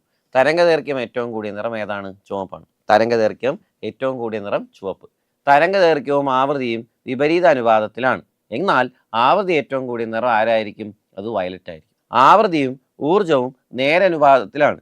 എന്നാൽ ഊർജം ഏറ്റവും കൂടിയ നിറം ആരായിരിക്കും? വയലറ്റ്. ഇനി വ്യതിചലനം ഏറ്റവും കൂടിയ നിറം ആരാണ്? വ്യതിചലനം ഏറ്റവും കൂടിയ നിറം ആരായിരിക്കും? അത് വയലറ്റ് ആയിരിക്കും. 4 ക്വസ്റ്റ്യൻ, ഇമ്പോർട്ടൻ്റ് ആയിട്ടുള്ള 4 ക്വസ്റ്റ്യൻ നിങ്ങൾ വ്യക്തമായിട്ട് പഠിച്ച് മനസ്സിലാക്കി തന്നെ വച്ചിരിക്കും. അടുത്തത് നമ്മൾ സിലബസിൽ തന്നെ പറഞ്ഞിട്ടുണ്ട്, വർണ്ണങ്ങളുമായി ബന്ധപ്പെട്ട കാര്യങ്ങൾ ചോദിക്കാൻ സാധ്യതയുണ്ട്. സിലബസിൽ എടുത്ത് പറഞ്ഞിരിക്കുന്ന ഒരു ഭാഗമാണ്, ടെക്സ്റ്റിലും പറഞ്ഞിരിക്കുന്ന ഒരു ഭാഗമാണ്. വളരെ വ്യക്തമായിട്ട് കേട്ടോണം. ഒന്നാമത്തെ ഭാഗം പ്രാഥമിക വർണ്ണങ്ങൾ. ഓക്കെയാണേ, പ്രാഥമിക വർണ്ണങ്ങൾ, പ്രഥമ പരിഗണന കൊടുക്കുന്ന 3 വർണ്ണങ്ങൾ അത് ഏതൊക്കെയെന്ന് ചോദിച്ചാൽ നമുക്ക് സിമ്പിളായിട്ട് പഠിക്കാം. RGB ഇങ്ങനെ പഠിച്ചാൽ മതി. RGB അതാണ് RGB, റെഡ് ഗ്രീൻ ബ്ലൂ.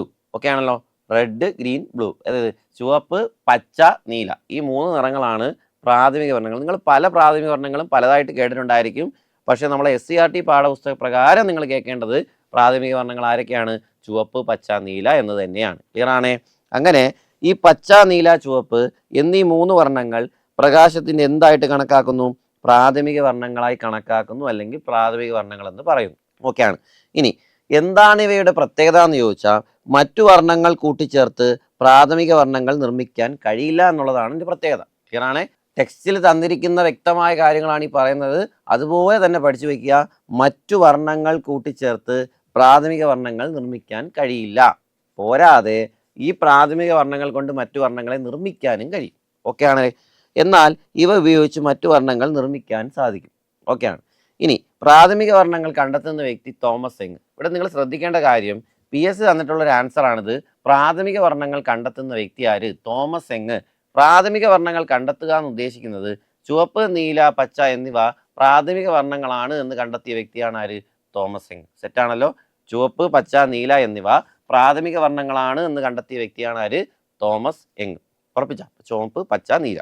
അടുത്ത നോക്കിയേ, ദ്വിതീയ വർണ്ണങ്ങൾ, സെക്കൻഡറി കളേഴ്സ്. ദ്വിതീയം, 2 എന്നുള്ള വാക്ക് കിട്ടി. അപ്പൊ എന്താണ് ദ്വിതീയ വർണ്ണങ്ങൾ? 2 പ്രാഥമിക വർണ്ണങ്ങൾ കൂടി ചേർന്നുണ്ടാകുന്ന വർണ്ണമാണ് ഏത് വർണ്ണം? ദ്വിതീയ വർണ്ണം. ഏതെങ്കിലും 2 പ്രാഥമിക വർണ്ണങ്ങൾ കൂടി ചേർന്നുണ്ടാകുന്ന വർണ്ണമാണ് ഏത് വർണ്ണം? ദ്വിതീയ വർണ്ണം. ഒരേ തീവ്രതയിലുള്ള പ്രാഥമിക വർണ്ണങ്ങളിൽ ഏതെങ്കിലും 2 എണ്ണം കൂടിച്ചേർന്നുണ്ടാകുന്ന വർണ്ണങ്ങളാണ് ദ്വിതീയ വർണ്ണങ്ങൾ. ക്ലിയർ ആണേ? ഒരേ തീവ്രതയിലുള്ള പ്രാഥമിക വർണ്ണങ്ങളിൽ ഏതെങ്കിലും 2 എണ്ണം വീതം കൂടിച്ചേർന്നുണ്ടാകുന്ന വർണ്ണങ്ങളാണ് ഏത് വർണ്ണങ്ങൾ? ദ്വിതീയ വർണ്ണങ്ങൾ. ഓക്കെയാണ്. ഇനി ഇവിടെ ദ്വിതീയ വർണ്ണങ്ങൾ തന്നിട്ടുണ്ട്. ഇനി നിങ്ങൾക്ക് പഠിക്കാനൊരു കോഡായിട്ട് വേണമെങ്കിൽ എടുക്കാം. ദ്വിതീയ വർണ്ണങ്ങൾ നമ്മൾ RGB പഠിച്ചില്ലേ പ്രാഥമിക വർണ്ണങ്ങൾ പോലെ, അതുപോലെ ദ്വിതീയ വർണ്ണങ്ങൾ പറയാൻ പറ്റുന്നതാണ് CMY. CMY CMY CMY. നിങ്ങൾക്ക് അത് ഏത് രീതിയിൽ വേണമെങ്കിൽ, ചില ആൾക്കാർ പറഞ്ഞ സിമി എന്നാണ്. സിമി സിമി സിമി സിമി സിമി എന്ന് പറയുമ്പോൾ നിങ്ങൾ തകടിക്കരുത്. സിമി MY അങ്ങനെയാണ് ഉദ്ദേശിക്കുന്നത്. ഓക്കെ ആണല്ലോ? CMY. ഓക്കെയാണ്. സിയാൻ അല്ലെങ്കിൽ സയാൻ മജന്ത യെല്ലോ, എങ്ങനെ വേണോ പറയാം. Cyan magenta yellow, cyan magenta yellow. ഓക്കെയാണേ? CMY. ഓക്കെയാണ്. ഇനി ചില ആൾക്കാർക്ക് ഡയറക്റ്റ് ആയിട്ട് ഇത് കാണാതെ പഠിക്കുന്നതായിരിക്കും താല്പര്യം. അതായത് 2 നിറങ്ങൾ ചേരുമ്പോൾ മഞ്ഞ കിട്ടും, അത് പച്ചയും ചുവപ്പും ചേരുമ്പോൾ മഞ്ഞ കിട്ടും, അങ്ങനെ പഠിക്കാനായിരിക്കും താല്പര്യം. അല്ലാത്ത ആരെങ്കിലും ഉണ്ടെങ്കിൽ ഞാൻ നിങ്ങൾക്കൊരു ചെറിയൊരു കോഡ് പറഞ്ഞുതരാം. കോഡായിട്ടൊന്നും നിങ്ങൾ കണക്കാക്കണ്ട, ജസ്റ്റ് നിങ്ങൾ ചെയ്യേണ്ട ഇത്രയേ ഉള്ളൂ. ആദ്യം RGB എന്ന് ക്ലോക്ക് വൈസിൽ എഴുതുക. RGB എന്ന് ക്ലോക്ക് വൈസിൽ എഴുതുക. ഓക്കെ ആണേ? ആൽഫബറ്റിക് ഓർഡറിൽ എപ്പോഴും ബിയിൽ അടുത്ത് കിടക്കുന്ന അക്ഷരം C അല്ലേ? ബി കഴിഞ്ഞിട്ട് അടുത്ത് വരുന്ന അക്ഷരം ഏതാണ്? C. ആൽഫബറ്റിക് ഓർഡറിൽ ബി കഴിഞ്ഞിട്ട് അടുത്ത് വരുന്ന അക്ഷരം ഏതാണ്? C. അങ്ങനെയാണെങ്കിൽ ബി കഴിഞ്ഞിട്ട് ഞാൻ എന്ത് എഴുതി? C എഴുതി. ഇനി നമുക്ക് അറിയാവുന്ന ഒരു കാര്യമുണ്ട്, ദ്വിതീയ വർണ്ണങ്ങളുടെ കോഡാണ് CMY. അത് ഞാൻ ക്ലോക്ക് വൈസിലും എഴുതിയാൽ മതി. CMY നല്ലൊരു മെത്തേഡാണെന്നോ നല്ല കോഡാണെന്നോ ഒന്നും പറയുന്നില്ല, എന്നാലും ആർക്കെങ്കിലും ആവശ്യമുണ്ടെങ്കിൽ നിങ്ങൾ നോക്കിക്കോണം. RGB. ക്ലിയർ ആണ്? RGB എന്ന് ക്ലോക്ക് വൈസിൽ എഴുതുക. ബി എന്ന ആൽഫബറ്റിന് ശേഷം വരുന്ന ലെറ്ററാണ് C. CMY എന്ന് ക്ലോക്ക് വൈസിൽ എഴുതുമ്പോൾ നിങ്ങൾക്ക് മിക്കവാറും ഇതിൻ്റെ ഉത്തരം പ്രോപ്പറായിട്ട് കിട്ടുന്നതായിരിക്കും. അല്ലെങ്കിൽ നിങ്ങൾക്ക് നിങ്ങളുടേതായിട്ടുള്ള മെത്തേഡ് ഫോളോ ചെയ്യാം. എന്തായിരുന്നാലും Rഉം Gയും, അതായത് റെഡും ഗ്രീനും കൂടെ ചേരുമ്പോൾ എന്ത് കിട്ടും? യെല്ലോ കിട്ടും. ഓക്കെയാണേ? ബ്ലൂവും ഗ്രീനും കൂടെ ചേരുമ്പം സയാൻ കിട്ടും. ബ്ലൂവും റെഡും കൂടെ ചേരുമ്പം മജന്ത കിട്ടും. ഓക്കെയാണേ? അതായത് പച്ചയും ചുവപ്പും ചേർന്ന മഞ്ഞ കിട്ടും, പച്ചയും നീലയും ചേർന്ന സയാൻ കിട്ടും, നീലയും ചുവപ്പും ചേർന്ന എന്ത് കിട്ടും? മജന്ത കിട്ടും. ഇനി അടുത്തൊരു വിഭാഗമാണ് പൂരക വർണ്ണങ്ങൾ എന്ന് പറയുന്നത്. Complementary colour. പൂരക വർണ്ണങ്ങൾ, കോംപ്ലിമെൻ്ററി കളർ. എന്താണ് ഒരു പൂരക വർണ്ണം എന്ന് ചോദിച്ചാൽ ആദ്യം അതിൻ്റെ ഡെഫിനിഷൻ നമുക്കൊന്ന് വായിച്ചു നോക്കാം. ഒരു പ്രാഥമിക വർണ്ണവും ഒരു ദ്വിതീയ വർണ്ണവും ചേരുമ്പോൾ വെള്ള നിറം ലഭിച്ചാൽ അവ രണ്ടും എന്ത് വർണ്ണം? പൂരക വർണ്ണം. ഒന്നുകൂടെ കേട്ടണം. ഒരു പ്രാഥമിക വർണ്ണവും ഒരു ദ്വിതീയ വർണ്ണവും ചേരുമ്പോൾ വെള്ള ലഭിച്ചാൽ അവ രണ്ടുപേരും എന്താണെന്ന് പറയാം? പൂരക വർണ്ണങ്ങളാണെന്ന് പറയാം. അവ രണ്ടും എന്താണ്? പൂരക വർണ്ണങ്ങൾ. സെറ്റാണ്. ഒന്നുകൂടെ, ഒരു പ്രാഥമിക വർണ്ണവും ഒരു ദ്വിതീയ വർണ്ണവും ചേരുമ്പോൾ വെള്ള നിറം ലഭിക്കുകയാണെങ്കിൽ അവ എന്തെന്ന് വിളിക്കാം? പൂരക വർണ്ണം, കോംപ്ലിമെന്ററി നിറങ്ങൾ. നമുക്കൊന്ന് പരിശോധിച്ച് നോക്കാം. അതിൽ ചോദിച്ചേക്കുന്ന ക്വസ്റ്റ്യൻ പ്രീവിയസ് ആണ്. മഞ്ഞയുടെ പൂരക വർണ്ണം ഏത്? ഒന്ന് ശ്രദ്ധിച്ചോണേ. മഞ്ഞയുടെ പൂരക വർണ്ണം ഏത് എന്നാണ് ചോദിച്ചേക്കുന്നത്. അതിന്റെ അർത്ഥം എന്താ? മഞ്ഞയോടൊപ്പം ഏത് നിറം ചേരുമ്പോൾ വെള്ള നിറം ലഭിക്കുമോ ആ ചേരേണ്ട നിറമായിരിക്കും മഞ്ഞയുടെ എന്ത്? പൂരക വർണ്ണം. ഓക്കെ അല്ലേ? അപ്പോൾ മഞ്ഞയോടൊപ്പം ഏത് നിറം ചേരുമ്പോൾ വെള്ള കിട്ടും, ആ ചേർക്കേണ്ട നിറത്തിനെ വിളിക്കുന്ന പേരാണ് പൂരക വർണ്ണം. ഇവിടെ നിങ്ങൾ അറിഞ്ഞിരിക്കേണ്ട ഒരു വസ്തു എന്താണെന്നറിയോ? ഇവിടെ പ്രാഥമിക വർണ്ണങ്ങളായ ചുവപ്പ്, പച്ച, നീല മൂന്നും കൂടെ ചേർന്ന നിങ്ങൾക്ക് വെള്ള കിട്ടും. പ്രാഥമിക നിറങ്ങളായിട്ടുള്ള ചുവപ്പ്, പച്ച, നീല ചേർന്ന് കഴിഞ്ഞാൽ നമുക്ക് ഏത് നിറം കിട്ടും? വെള്ള നിറം കിട്ടും. അത് സെറ്റാണ്. ഇനി ശ്രദ്ധിച്ചോണം. മഞ്ഞ എടുത്തില്ലേ? മഞ്ഞയിൽ ഏതൊക്കെ നിറങ്ങളുണ്ട്? മഞ്ഞ എന്ന് പറയുന്ന ഒരു ദ്വിതീയ വർണ്ണമാണ്. മഞ്ഞ ആരൊക്കെ ചേർന്നതാണ്? ചുവപ്പും പച്ചയും ചേർന്നതാണ്. അപ്പോൾ മഞ്ഞ എന്ന് പറയുന്നത് ചുവപ്പും പച്ചയും ചേർന്നതാണ്. അപ്പോൾ ഓൾറെഡി ചുവപ്പും പച്ചയും എൻ്റെ കയ്യിലുണ്ട്. ചുവപ്പും പച്ചയും നീലയും കൂടെ ചേർന്നാൽ വെള്ള കിട്ടുമെങ്കിൽ ഈ പറഞ്ഞ മഞ്ഞയോടൊപ്പം ആര് വേണം? നീല ചേർന്നാൽ മതി. എന്ത് കിട്ടും? വെള്ള കിട്ടും. അതായത് ചേർക്കേണ്ട നിറമാണ് ബ്ലൂ.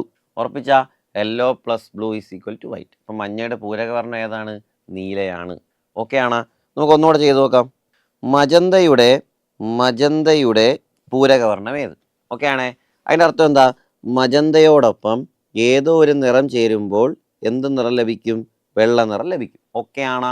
അങ്ങനെയാണെങ്കിൽ മജന്ത നിറത്തിൽ ആരൊക്കെ അടങ്ങിയിട്ടുണ്ട്? മജന്ത നിറത്തിൽ ചുവപ്പും അടങ്ങിയിട്ടുണ്ട്, നീലയും അടങ്ങിയിട്ടുണ്ട്. ചുവപ്പും നീലയും അടങ്ങിയിട്ടുണ്ട്. അങ്ങനെയാണെങ്കിൽ ചുവപ്പും നീലയും പച്ചയും കൂടെ ചേരുമ്പോഴാണ് വെള്ള കിട്ടുന്നത്. എൻ്റെ കയ്യിൽ ചുവപ്പും നീലയും ഉണ്ട്. അങ്ങനെയാണെങ്കിൽ ആര് വരണം? പച്ച വരണം, ഗ്രീൻ വരണം. സെറ്റായ?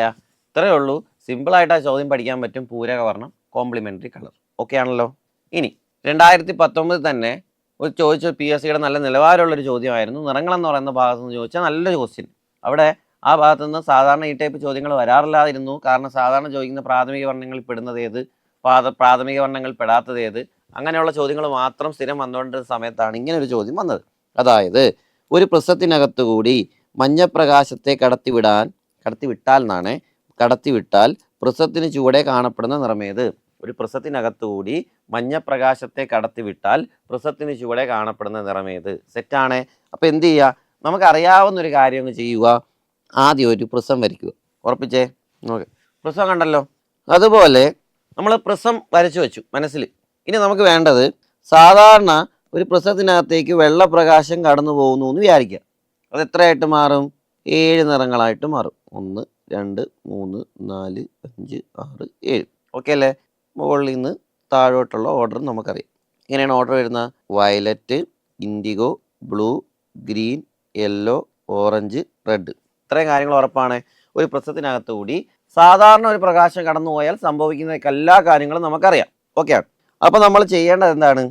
ഇവിടെ പ്രിസത്തിനകത്തേക്ക് മഞ്ഞപ്രകാശത്തെ കടത്തിവിടുകയാണ്. മഞ്ഞപ്രകാശം യെല്ലോയെ കടത്തിവിടുന്നു. ഓക്കെ അല്ലേ? പക്ഷേ ഇവിടെ ഒരു പ്രശ്നം, മഞ്ഞ എന്ന് പറയുന്നത് പ്രിസം ചെയ്യുന്നത് എന്താണ്? ആരെങ്കിലും ചേർന്നിട്ടാണ് ഒരു നിറം ഉണ്ടാകുന്നത്. ഇപ്പോൾ ഉദാഹരണത്തിന് ഞാൻ ചുവപ്പ് നിറത്തെയാണ് പ്രിസത്തിനകത്തേക്ക് കടത്തിവിടുന്നതെന്ന് വിചാരിച്ചോ. ചുവപ്പ് ആരെങ്കിലും ചേർന്നുണ്ടാകുന്നതാണ്. അപ്പോൾ പ്രിസത്തിൻ്റെ അപ്പുറത്തെ സൈഡിലും ആരേ വരൂ? ചുവപ്പേ വരൂ. ഞാൻ നീല നിറത്തെ അല്ലെങ്കിൽ നീലപ്രകാശത്തെ പ്രിസത്തിനകത്തേക്ക് കടത്തിവിട്ടു. ആ നീല ആരും ചേർന്നുണ്ടാവുന്നതല്ല. അപ്പോൾ നീല മാത്രമേ അപ്പുറത്ത് വരൂ.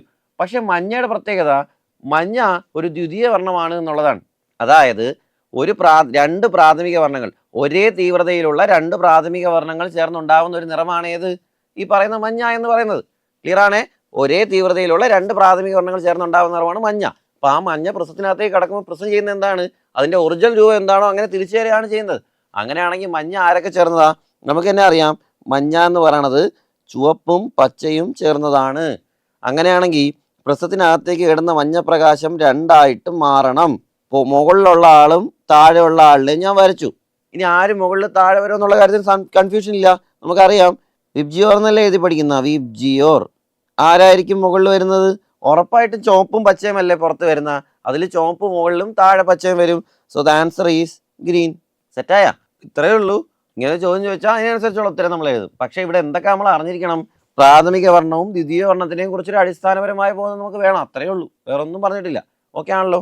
ഓക്കെ ആണേ. ഇപ്പോൾ പ്രശ്നത്തിനകത്ത് മഞ്ഞപ്രകാശം കടത്തി വിട്ടപ്പോൾ ക്വസ്റ്റ്യൻ നമ്മൾ കണ്ടു, നമ്മളത് മനസ്സിലാക്കി. അപ്പോൾ ആദ്യത്തെ പ്രകാശ പ്രതിഭാസം നമ്മൾ കൈകാര്യം ചെയ്തു. ഏതാണ്? പ്രകീർണനം എന്ന പ്രകാശ പ്രതിഭാസം. അടുത്ത നമ്മൾ ചർച്ച ചെയ്യാൻ പോകുന്ന ഏതാണ്? വിസരണമാണ്. വിസരണം, സ്കാറ്ററിങ്. നിങ്ങൾ നോക്കിയാൽ സ്കാറ്ററിങ് എന്ന വാക്ക് പറയുന്നത് തന്നെ ചിന്നിച്ചിതറി പോവുക എന്നാണ്. ചിന്നിച്ചിതറി പോവുക, സ്കാറ്റർ ചെയ്യുക. അപ്പം എങ്ങനെ പറയാം? പ്രകാശം കടന്നു വരുന്ന സമയത്ത് നമ്മൾ നേരത്തെ പഠിച്ച് ശ്രദ്ധിച്ചായിരുന്ന പ്രകാശത്തിൻ്റെ വേഗത ഏറ്റവും കൂടുതൽ എവിടെ നിന്നാണ്? ശൂന്യതയിൽ. എന്നിട്ട് ഞാൻ അപ്പോഴും നിങ്ങളടുത്ത് പറഞ്ഞു, വായുവിലേക്ക് കടക്കുന്ന സമയത്ത് പ്രകാശത്തിൻ്റെ വേഗത സാധാരണ കുറയും, ചെറുതായിട്ടെങ്കിലും കുറയും. പക്ഷേ നമ്മൾ സ്കൂൾ പാഠപുസ്തകത്തിൽ പറഞ്ഞിരിക്കുന്ന കുറയുന്ന വില വലിയ വ്യത്യാസം ഇല്ലാത്ത വില ആയതുകൊണ്ട് നമുക്ക് എന്ത് ചെയ്യാം? അതിനെ നെഗ്ലക്റ്റ് ചെയ്യാം, അതേ വിലയായിട്ട് തന്നെ എടുക്കാം. ഓക്കെ അല്ലേ? പ്രകാശത്തിൻ്റെ വേഗത എന്തുകൊണ്ടായിരിക്കും ശൂന്യതയിൽ? പ്രകാശം കടന്നു പോകുമ്പോൾ തടസ്സം നിൽക്കാൻ ആരുമില്ല. ശൂന്യത എന്ന് പറയുന്നത് എന്താണ്? ഒന്നുമില്ലായ്മ എന്നാണ്. ക്ലിയർ അല്ലേ? അങ്ങനെ പ്രകാശം കടന്നു പോകുമ്പോൾ തടസ്സം നിൽക്കുന്നില്ല എങ്കിൽ പ്രകാശത്തിൻ്റെ വേഗത ഏറ്റവും കൂടുതൽ എവിടെ തന്നെയായിരിക്കും? ശൂന്യതയിൽ തന്നെയായിരിക്കും. സെറ്റല്ലേ? അങ്ങനെ തന്നെ അങ്ങനെ ചിന്തിക്കുന്ന സമയത്ത് വായുവിലേക്ക് കടക്കുമ്പോഴുള്ള പ്രശ്നം എന്താണ്? അവിടെ നമുക്ക് വായു എന്ന് പറയുമ്പോൾ നമുക്ക് അറിയാമല്ലോ, അവിടെ എന്തുണ്ട്? വായുവിൻ്റെ കണികകളുണ്ട്, അതായത് ഓക്സിജൻ കണികൾ, തന്മാത്രകളുണ്ട്, ജലബാഷ്പത്തിൻ്റെ അളവുണ്ട്, അതുപോലുള്ള ഒരുപാട് വാതകങ്ങളുണ്ട്, പൊടിപടലങ്ങളുണ്ട്. അപ്പം എന്തായിരിക്കും? ഇതിലൊക്കെ വന്ന് തട്ടുന്ന സമയത്ത് പ്രകാശത്തിൻ്റെ വേഗത എന്ത് ചെയ്യും? കുറയും. ഓക്കെയാണ്. നമുക്ക് വേണ്ട വേഗതയല്ല, ഇങ്ങനെ വന്ന പ്രകാശരശ്മി ഈ പറയുന്ന പദാർത്ഥങ്ങളിലൊക്കെ തട്ടി എന്ത് ചെയ്യും? ചെറുതായിട്ട് ഡിഫ്ലക്റ്റ് ചെയ്യും. ക്ലിയർ ആണേ? ചെറുതായിട്ട് റിഫ്ലക്റ്റ് ചെയ്യും. അങ്ങനെ പ്രകാശരശ്മിക്ക് സംഭവിക്കുന്ന ക്രമരഹിതവും ഭാഗികവുമായിട്ടുള്ള റിഫ്ലക്ഷൻ, പ്രതിപതനമാണ് ഏത്? സ്കാറ്ററിങ്. ക്ലിയർ അല്ലേ? അല്ലെങ്കിൽ നമുക്ക് ദിശാവ്യതിയാനം എന്ന് പറയാം. ദിശയ്ക്ക്, അതായത് വന്ന് വീഴുന്ന പ്രകാശരശ്മി ഇടിച്ചിട്ട് ദിശയ്ക്ക് വ്യതിയാനം സംഭവിക്കുന്നു എന്ന് പറയാം. ഒന്നെങ്കിൽ ദിശാവ്യതിയാനം എന്ന് പറയാം, അല്ലെങ്കിൽ പ്രതിപതനം എന്ന് പറയാം. ഇനി ഒന്ന് വായിച്ചു നോക്കേ.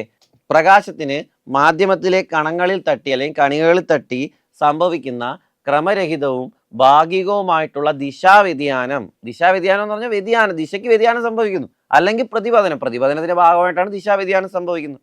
അതിനെ വിളിക്കുന്ന പേരാണെന്ത്? വിസരണം. അങ്ങനെയാണെങ്കിൽ PSC ഏറ്റവും കൂടുതൽ ചോദിച്ചിട്ടുള്ള 2 ചോദ്യങ്ങൾ: വിസരണം ഏറ്റവും കൂടിയ നിറവും വിസരണം ഏറ്റവും കുറഞ്ഞ നിറവും. സെറ്റാണേ? വിസരണം ഏറ്റവും കൂടിയ നിറവും വിസരണം ഏറ്റവും കുറഞ്ഞ നിറം. വിസരണം ഏറ്റവും കൂടിയ നിറം, കുറഞ്ഞ നിറം മനസ്സിലാക്കാൻ വേണ്ടി ഞാൻ നിങ്ങൾക്ക് ഏറ്റവും സിമ്പിൾ ആയിട്ടുള്ള കാര്യം പറയാം. സിമ്പിൾ. ഇങ്ങനെയുള്ള നിറങ്ങൾ, 2 നിറങ്ങളെ നമ്മുടെ മനസ്സിലേക്ക് വരാവൂ, വയലറ്റും റെഡും. ഓക്കെ ആണേ? നമ്മൾ വയലറ്റ് ആകാശത്ത് കാണുന്നുണ്ടോ? ഇല്ല. നീലയാണ് നിങ്ങൾ കൂടുതൽ കാണുന്നതായിരിക്കും നിങ്ങളുടെ മനസ്സിലേക്ക് വരുന്നത്. തൽക്കാലം ചുവപ്പും വയലറ്റും മാത്രമുള്ളതെന്ന് വിചാരിച്ചോ. നമ്മൾ ഏറ്റവും കൂടുതൽ കാണുന്ന ഏതാണ്? ചുവപ്പല്ലേ? ചുമപ്പും വയലറ്റിലും നമ്മൾ ഏറ്റവും കൂടുതൽ കാണുന്ന ഏതാണ്? ചുവപ്പ്.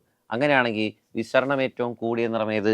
വിസരണം ഏറ്റവും കൂടിയ നിറമാണ് വയലറ്റ്. വിസരണം ഏറ്റവും കുറഞ്ഞ നിറം ഏത്? വിസരണം ഏറ്റവും കുറഞ്ഞ നിറമാണ് ചുവപ്പ്. തീർന്നേ? അപ്പോൾ വിസരണം ഏറ്റവും കൂടിയ നിറം ഏത്? വയലറ്റ്.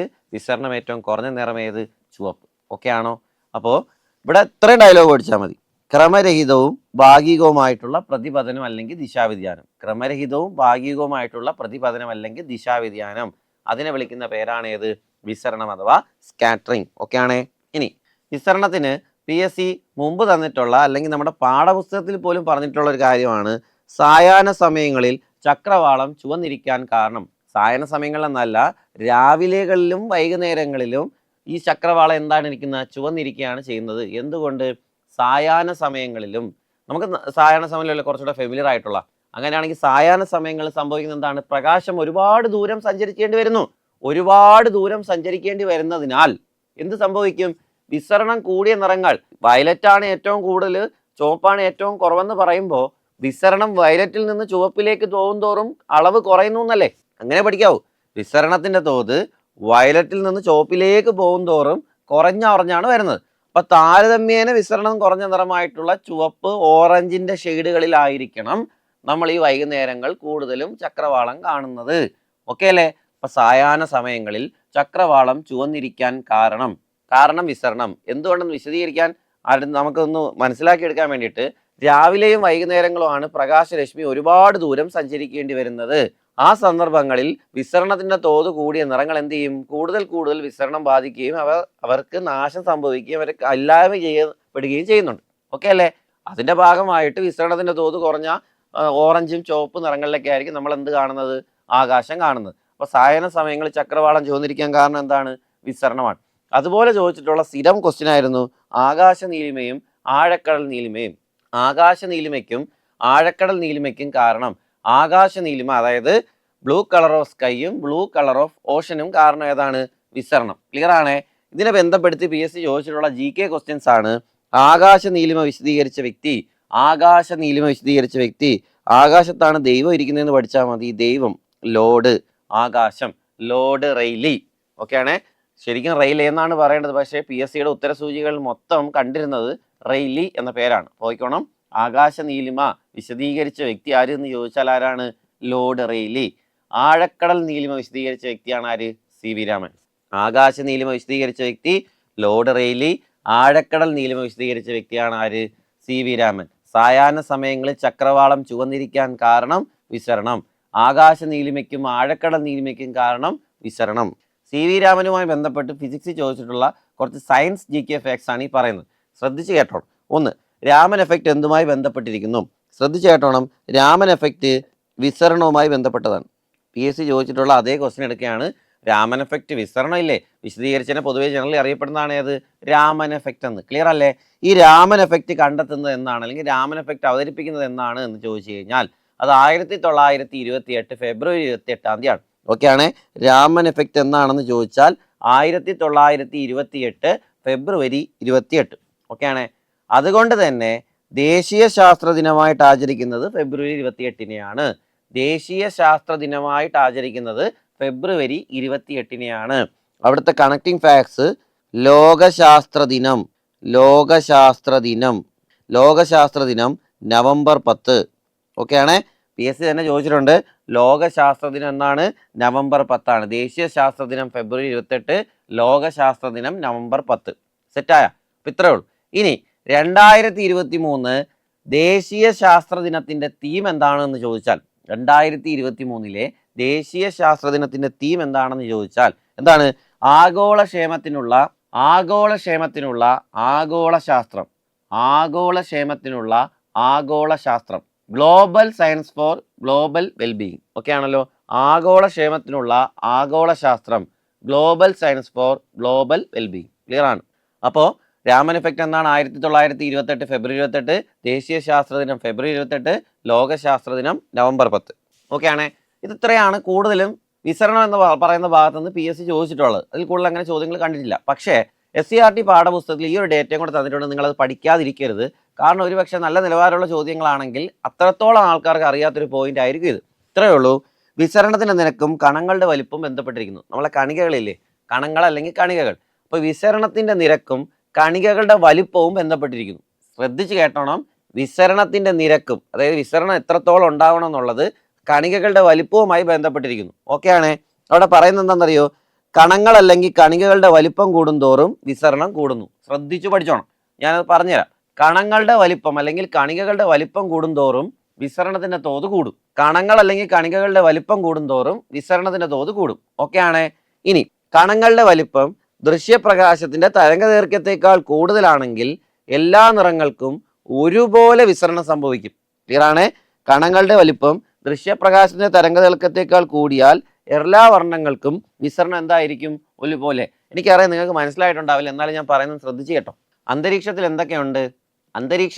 എന്തൊക്കെയുണ്ട്? വായുവിന്റെ കണികകളുണ്ട്, ജലബാഷ്പങ്ങളുണ്ട്, പൊടിപടലങ്ങൾ. ക്ലിയർ ആണ്? തൽക്കാലം ഇത്രയുള്ളതെന്ന് മാത്രം വിചാരിച്ചാൽ മതി. ഓക്കെ ആണേ? ഇവിടെ ശ്രദ്ധിക്കേണ്ട കാര്യം, നമ്മുടെ മേഘങ്ങൾ ശ്രദ്ധിച്ചിട്ടുണ്ടോ? ആകാശത്തിന്റെ നിലനിറമാണെങ്കിലും മേഘങ്ങൾക്ക് എന്ത് നിറമാണ്? വെള്ള നിറമാണ്. അതെങ്ങനെ? അപ്പോൾ വളരെ ശ്രദ്ധിച്ച് കേട്ടോണം. ഈ പറയുന്ന മേഘങ്ങളിൽ കൂടുതലുള്ളത് പൊടിപടലങ്ങളും ജലബാഷ്പങ്ങളുമാണ്. ശ്രദ്ധിച്ചേണേ, പൊടിപടലങ്ങളും ജലബാഷ്പങ്ങളുമാണ്. ആണേ? ഇവയുടെ വലിപ്പം ദൃശ്യപ്രകാശത്തിന്റെ തരംഗദൈർഘ്യത്തേക്കാൾ കൂടുതലാണ്. അപ്പോൾ ഓർത്തോണം, ദൃശ്യപ്രകാശത്തിന്റെ തരംഗദൈർഘ്യം എത്ര? 400 നാനോമീറ്റർ മുതൽ 700 നാനോമീറ്റർ വരെയാണ് ദൃശ്യപ്രകാശത്തിന്റെ തരംഗദൈർഘ്യം. അപ്പോൾ ദൃശ്യപ്രകാശത്തിന്റെ തരംഗദൈർഘ്യം എത്ര?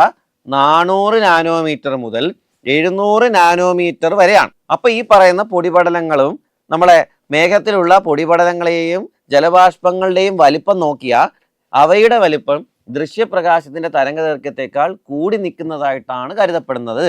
അങ്ങനെ ഒരു കണികയിലേക്ക് ദൃശ്യപ്രകാശം വന്ന് ഇടിച്ചു കഴിയുന്ന സമയത്ത് എന്ത് സംഭവിക്കും? വിസരണം സംഭവിക്കും. അതായത് ഈ നിറങ്ങളില്ലേ, ആ നിറങ്ങൾക്ക് വിസരണം സംഭവിക്കും. അങ്ങനെ വിസരണം സംഭവിക്കുമ്പോൾ നിങ്ങൾ ശ്രദ്ധിക്കേണ്ട ഒരു കാര്യം, ദൃശ്യപ്രകാശത്തിന്റെ തരംഗദൈർഘ്യത്തെക്കാൾ വലിപ്പം കൂടുതലാണ്. അങ്ങനെയുള്ളൊരു കണികയിലേക്ക് ദൃശ്യപ്രകാശം വന്ന് വീണാൽ എല്ലാ നിറങ്ങളും ഒരുപോലെ വിസരണത്തിന് വിധേയമാകുമെന്നാണ് പറഞ്ഞത്. അതിൻ്റെ അർത്ഥം എല്ലാ നിറങ്ങളും ഒരുമിച്ച് മിക്സ് ചെയ്ത പോലെയാണ് തോന്നുന്നത്. ഒരേ വിസരണമാകുമ്പോൾ ഒരുപോലെയല്ല തോന്നുക. എല്ലാ നിറങ്ങളും കൂടിച്ചേർന്ന ഏത് നിറം കിട്ടും? വെള്ള നിറം കിട്ടും. മേഘങ്ങളിൽ കൂടുതലുള്ള പൊടിപടലങ്ങളും ജലബാഷ്പങ്ങളും, അങ്ങനെ മേഘങ്ങൾക്ക് ഏത് നിറം കിട്ടും? വെള്ള നിറം കിട്ടും. ഇപ്പൊ ക്ലിയർ ആയ? ഇനി ഒന്ന് വായിച്ചു നോക്കിയേ. കണങ്ങളുടെ വലിപ്പം ദൃശ്യപ്രകാശത്തിന്റെ തരംഗദൈർഘ്യത്തെക്കാൾ കൂടിയാൽ എല്ലാ വർണ്ണങ്ങൾക്കും വിസരണം ഒരുപോലെ ആയിരിക്കും. 10ാം ക്ലാസ്സിലെ 6ാമത്തെ ചാപ്റ്ററിൽ കിടക്കുന്ന ഫാക്റ്റ് ആണ് ഈ പറയുന്നത്. വളരെ വ്യക്തമായിട്ട് കേട്ടോണം. എന്തെങ്കിലും ഒരു സ്റ്റേറ്റ്മെന്റ് ക്വസ്റ്റ്യൻ ആയിട്ട് വരാൻ സാധ്യതയുള്ളതാണ് ഈ പറയുന്ന സ്റ്റേറ്റ്മെന്റ്. സെറ്റാണ്. അപ്പൊ എങ്ങനെ പറയാം? ദൃശ്യപ്രകാശത്തിന്റെ തരംഗദൈർഘ്യത്തെക്കാൾ കുറവാണ് കണികളുടെ വലിപ്പമെങ്കിൽ ഓരോ നിറങ്ങളും ഓരോ രീതിയിൽ വിസരണത്തിന് വിധേയമാവും. ഉദാഹരണത്തിന് അന്തരീക്ഷത്തിൽ അല്ലെങ്കിൽ ആകാശത്തിൽ വായുവിന്റെ കണികളാണ് കൂടി നിൽക്കുന്നത്. വായുവിന്റെ കണികളുടെ വലിപ്പം നിങ്ങൾക്കറിയാം വളരെ ചെറുതാണ്. അത് ദൃശ്യപ്രകാശത്തിന്റെ തരംഗദൈർഘ്യത്തെക്കാളും കുറവാണ്. അപ്പൊ എന്ത് ചെയ്യും? പ്രകാശം വന്ന് ഈ വായുവിന്റെ കണികളിൽ ഇടിക്കുന്ന സമയത്ത് എന്ത് ചെയ്യും? അവ ഓരോ നിറങ്ങളും ഓരോ രീതിയിലായിരിക്കും വിസരണത്തിന് വിധേയമാകുന്നത്. അപ്പം താരതമ്യേന വിസരണം കൂടിയ നിറമാണ് ഏത്? നീല എന്നുള്ളത്. ആ നീല പ്രിഫറൻഷ്യൽ സ്കാറ്ററിംഗ് എന്ന് പറയുന്ന പ്രതിഭാസത്തിന് വിധേയമാവുകയും നീല കൂടുതൽ സാധാരണ നിറങ്ങൾ അപേക്ഷിച്ച് നീല 10 ഇരട്ടിയായിട്ട് ഇങ്ങനെ വ്യാപിക്കും. അപ്പൊ എങ്ങനെയാണെങ്കിൽ നീല എന്ന നിറമായിരിക്കില്ലേ മൊത്തം വ്യാപിക്കുന്നത്. ആ നീല നിറത്തിലാണ് നമ്മൾ എന്ത് കാണുന്നത്? ആകാശത്തിൽ. എന്നാൽ വൈകുന്നേരങ്ങളിലും രാവിലെ എന്ത് സംഭവിക്കും? ഈ നീലയെ വിസരണം കൂടിയ നിറമാണെന്ന് നമുക്കറിയാം. അപ്പം നീല എത്രയും ദൂരം പ്രകാശം സഞ്ചരിച്ച് വരുന്ന സമയത്ത് എന്ത് ചെയ്യും? നീലയ്ക്ക് കൂടുതൽ വിസരണത്തിന്റെ ഭാഗമായിട്ട് ഒരുപാട് ദൂരം സഞ്ചരിക്കേണ്ടി വരുന്നതിനാൽ എന്ത് ചെയ്യും? വിസരണം കൂടിയ നിറമായിട്ടുള്ള നീല പയ്യെ അപ്രത്യക്ഷമായിട്ട് വിസരണം കുറഞ്ഞ നിറമായിട്ടുള്ള ചുവപ്പായിരിക്കും സ്പ്രെഡായി കൂടുതൽ നിൽക്കുന്നത്. ക്ലിയർ അല്ലേ? അതായത് ചുവപ്പായിട്ട് നിൽക്കുമെന്നല്ല, ചുവപ്പിൻ്റെയും ഓറഞ്ചിൻ്റെയൊക്കെ ഷെയ്ഡായി. കാര്യം മനസ്സിലാവുന്ന? ഇത്രയേ ഉള്ളൂ. വിസരണത്തിന്റെ നിരക്കും കണങ്ങളുടെ വലിപ്പവും എന്ത് ചെയ്യുന്നുണ്ട്? ബന്ധപ്പെട്ടിരിക്കുന്നു. കണങ്ങളുടെ വലിപ്പം കൂടുന്തോറും വിസരണത്തിന്റെ തോത് കൂടുന്നു. കണങ്ങളുടെ വലിപ്പം ദൃശ്യപ്രകാശത്തിന്റെ തരംഗദൈർഘ്യത്തെക്കാൾ കൂടുതലാണെങ്കിൽ എന്ത് സംഭവിക്കും? എല്ലാ വർണ്ണങ്ങളും വിസരണം എന്തായിരിക്കും? ഒരുപോലെ ആയിരിക്കും. അവിടെ നിന്ന് നമ്മൾ ഒരു ഫാക്ടർ പഠിച്ചു. ദൃശ്യപ്രകാശത്തിന്റെ തരംഗദൈർഘ്യം എത്ര? 400 നാനോമീറ്ററിനും 700 നാനോമീറ്ററിനും ഇടയിൽ. വിസരണം പഠിക്കുന്നതിന്റെ കൂടെ ചർച്ച ചെയ്യേണ്ട ഒരു ഫാക്ടറാണ് ഇത് ട്വിൻഡൽ പ്രഭാവം എന്താണെന്നുള്ളത്. ട്വിൻഡൽ പ്രഭാവം, ട്വിൻഡൽ എഫക്റ്റ്. നമുക്കറിയാം, നമ്മൾ രാവിലെയൊക്കെ നമ്മുടെ അടുക്കളയിലൊക്കെ ചെന്ന് കയറുമ്പോൾ അല്ലെങ്കിൽ ഏതെങ്കിലുമൊക്കെ മുറിയിലേക്ക് ചെല്ലുമ്പോൾ പ്രകാശം ഇങ്ങനെ ഊർന്നിറങ്ങി വരുന്നതായിട്ട് നമുക്ക് കണ്ടിട്ടുണ്ട്. അവിടെ നമ്മൾ കൈ കൊണ്ട് അങ്ങോട്ടും ഇങ്ങോട്ട് തട്ടുമ്പോൾ പൊടിപടലങ്ങൾ അങ്ങോട്ട് പോകുന്നത് കണ്ടിട്ടുണ്ട്. അപ്പോൾ പ്രകാശത്തിന്റെ പാത കാണാൻ പറ്റും. അത് തന്നെയാണ് ഏത്? ട്വിൻഡൽ എഫക്റ്റ്. അപ്പം എങ്ങനെ പറയാം? ഒരു കൊളോയിഡൽ ദ്രവത്തിലൂടെയോ സസ്പെൻഷനിലൂടെയോ, ക്ലിയർ ആണ്, ഒരു കൊളോയിഡൽ ദ്രവത്തിലൂടെ ഒരു മിക്സ്ചറിൽ കൂടിയോ സസ്പെൻഷനിൽ കൂടിയോ പ്രകാശകിരണങ്ങൾ കടന്നു പോകുമ്പോൾ, പ്രകാശം മിക്സ്ചറിൽ കൂടെയാണ് കടന്നു പോകുന്നത്. അതായത് പ്രകാശം കടന്നു പോകുന്നത് പല പല മിക്സ്ചറിൽ കൂടെയാണ്. ഇപ്പം എന്ത് ചെയ്യും? വന്ന് ഇടിച്ചിട്ട് എന്ത് ചെയ്യും? വിസരണം സംഭവിക്കും. എന്ത് സംഭവിക്കും? വിസരണം സംഭവിക്കും. അവയ്ക്ക് സംഭവിക്കുന്ന വിസരണം മൂലം എന്ത് ചെയ്യും? വിസരണം എന്ന് പറഞ്ഞാൽ എന്താണ്? പ്രകാശം വന്ന് ഇടിച്ചിട്ട് പല ദിശകളിലേക്ക് ഇങ്ങനെ വ്യാപിക്കുന്നതല്ലേ. ഇങ്ങനെ വ്യാപിക്കുന്ന സമയത്ത് അവിടെ കുഞ്ഞു കുഞ്ഞു പൊടിപടലങ്ങളും കണികകളൊക്കെ ഇല്ലേ, അതിനെ അങ്ങ് പ്രകാശിപ്പിക്കും.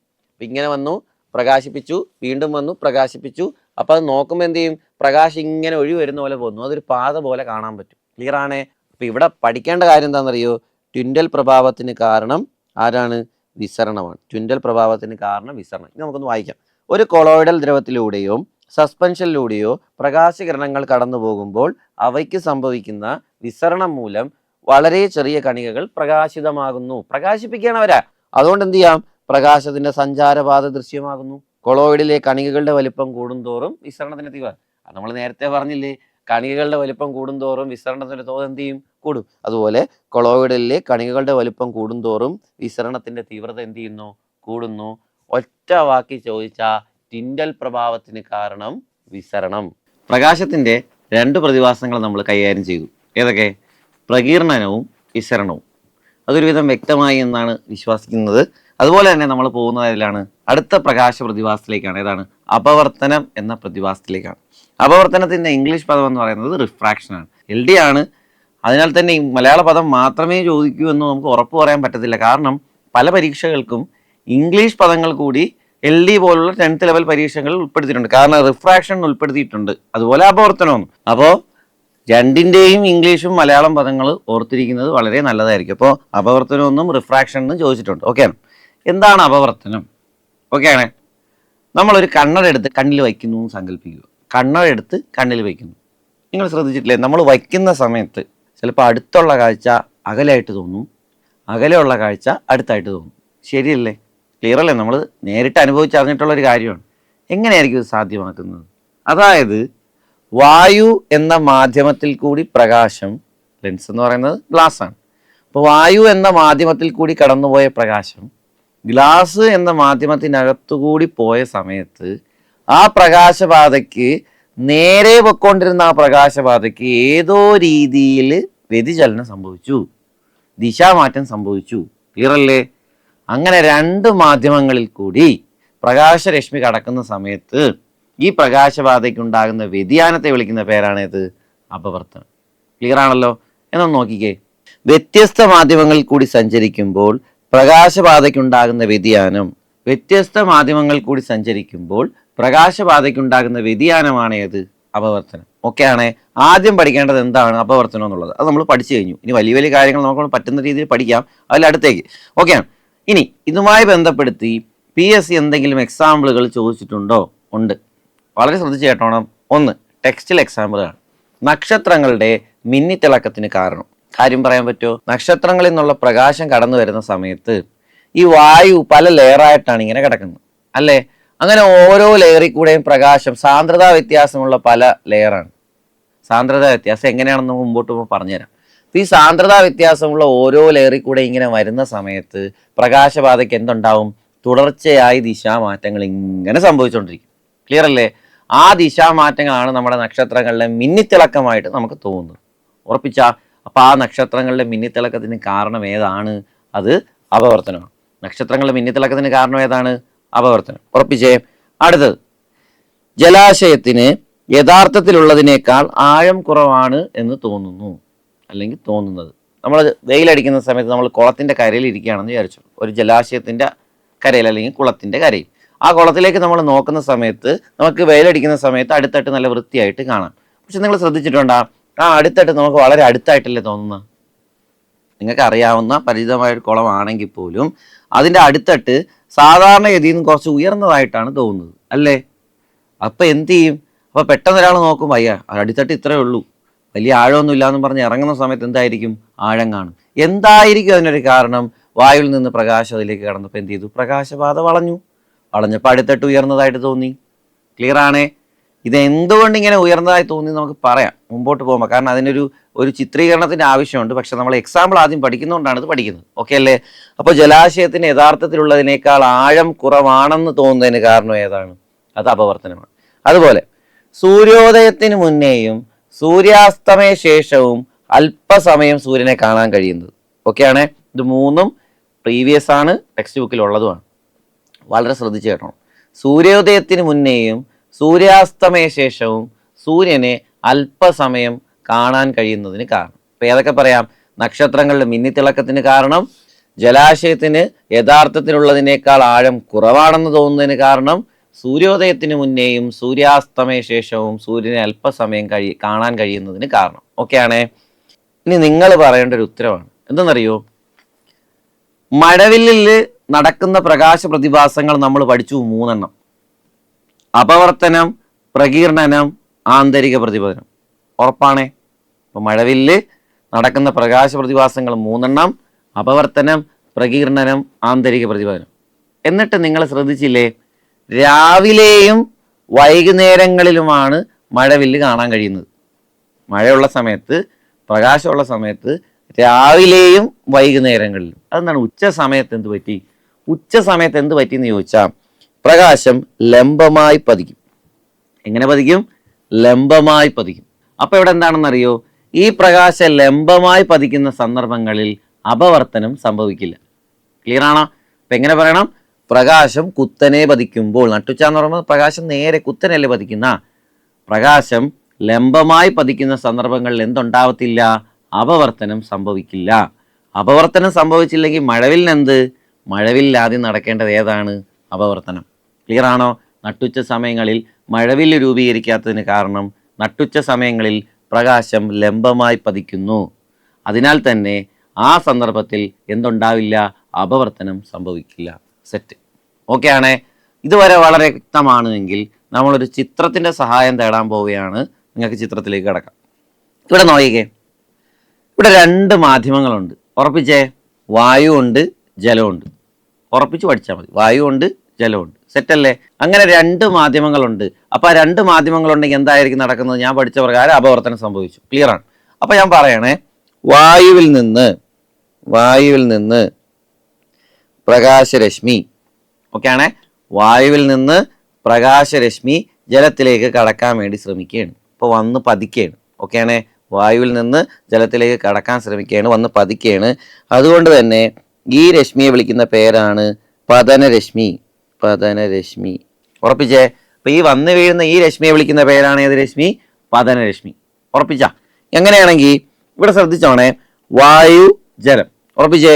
ഞാനിവിടെ വരയ്ക്കുന്ന പോയിന്റ് നിങ്ങൾ ശ്രദ്ധിച്ചോണേ. ഈ പോയിന്റ് നിങ്ങൾ കണ്ട അതല്ല ഈ പറയുന്ന വായുവും ജലവും വേർതിരിക്കുന്ന ആ ഒരു സാങ്കല്പിക രേഖ അല്ലെ?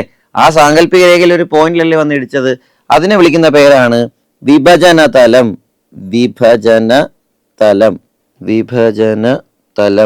ലൈൻ ഓഫ് സെപ്പറേഷൻ എന്ന് പറയും. ഒരു സാങ്കല്പിക രേഖയാണ് രണ്ട് മാധ്യമങ്ങളെ സെപ്പറേറ്റ് ചെയ്യുന്ന ആ ലൈനെ വിളിക്കുന്ന പേരാണ് ലൈൻ ഓഫ് സെപ്പറേഷൻ. ഉറപ്പിച്ചേ? അപ്പൊ വായുവിൽ നിന്ന് ജലത്തിലേക്ക് പ്രകാശരശ്മി കടക്കുന്നു. അതിനെ രണ്ടിനെയും സെപ്പറേറ്റ് ചെയ്യുന്ന ലൈൻ നമുക്ക് മനസ്സിലായി. ആ ലൈനിൽ ഒരു പോയിന്റിൽ വന്ന് മീറ്റ് ചെയ്യുന്നു. അങ്ങനെയാണെങ്കിലേ ശ്രദ്ധിച്ച് കേട്ടോണം, ഇവിടെ വായുവാണ്, ജലത്തിനാണ് സാന്ദ്രത കൂടുതൽ. ഉറപ്പായിട്ടും അറിയണം, സാന്ദ്രത കുറവ് ആർക്കാണ്? വായുവിനാണ്. ജലത്തിന് എന്താണ്? സാന്ദ്രത കൂടുതലാണ്. ഉറപ്പിച്ച? അപ്പൊ ഇനി വായുവും ജലവും ഒക്കെ ഞാൻ എടുത്ത് കളയാൻ പോവുകയാണ്. പകരം പറഞ്ഞ എന്താണെന്നറിയോ? സാന്ദ്രത കുറഞ്ഞ മാധ്യമത്തിൽ നിന്ന് സാന്ദ്രത കൂടിയ മാധ്യമത്തിലേക്ക് പ്രകാശരശ്മി കടക്കാൻ ശ്രമിക്കുന്നു. ഒന്നുകൂടെ പറഞ്ഞേ, സാന്ദ്രത കുറഞ്ഞ മാധ്യമത്തിൽ നിന്ന് സാന്ദ്രത കൂടിയ മാധ്യമത്തിലേക്ക് പ്രകാശരശ്മി കടക്കാൻ ശ്രമിക്കുന്നു. സെറ്റല്ലേ? അങ്ങനെയാണെങ്കിൽ ഇവിടെ എന്ത് സംഭവിക്കും നോക്കിക്കോണേ. ഇങ്ങനെ ചരിഞ്ഞു വരുന്ന ഈ പ്രകാശരശ്മി വളയുന്നത് കണ്ട? വളരെ വ്യക്തമായി കണ്ട? മര്യാദക്കായിരുന്നെങ്കിൽ നേരെ പോയിനല്ലോ. ഇപ്പൊ എന്ത് ചെയ്തു? വളഞ്ഞു. അങ്ങനെ അപവർത്തനത്തിന് ശേഷം പുറത്തേക്ക് വരുന്ന രശ്മിയെ വിളിക്കുന്ന പേരാണെന്ത്? അപവർത്തന രശ്മി. എന്ത് രശ്മി? അപവർത്തന രശ്മി. ഉറപ്പിച്ചേ? അപ്പൊ പതനരശ്മി മനസ്സിലായി. പതനരശ്മിയുടെ ഇംഗ്ലീഷ് ആണ് ഇൻസിഡന്റ് റേ എന്ന് പറയുന്നത്. അപവർത്തന രശ്മിയുടെ ഇംഗ്ലീഷ് ആണ് റിഫ്രാക്റ്റഡ് റേ എന്ന് പറയുന്നത്. ഉറപ്പിച്ചേ?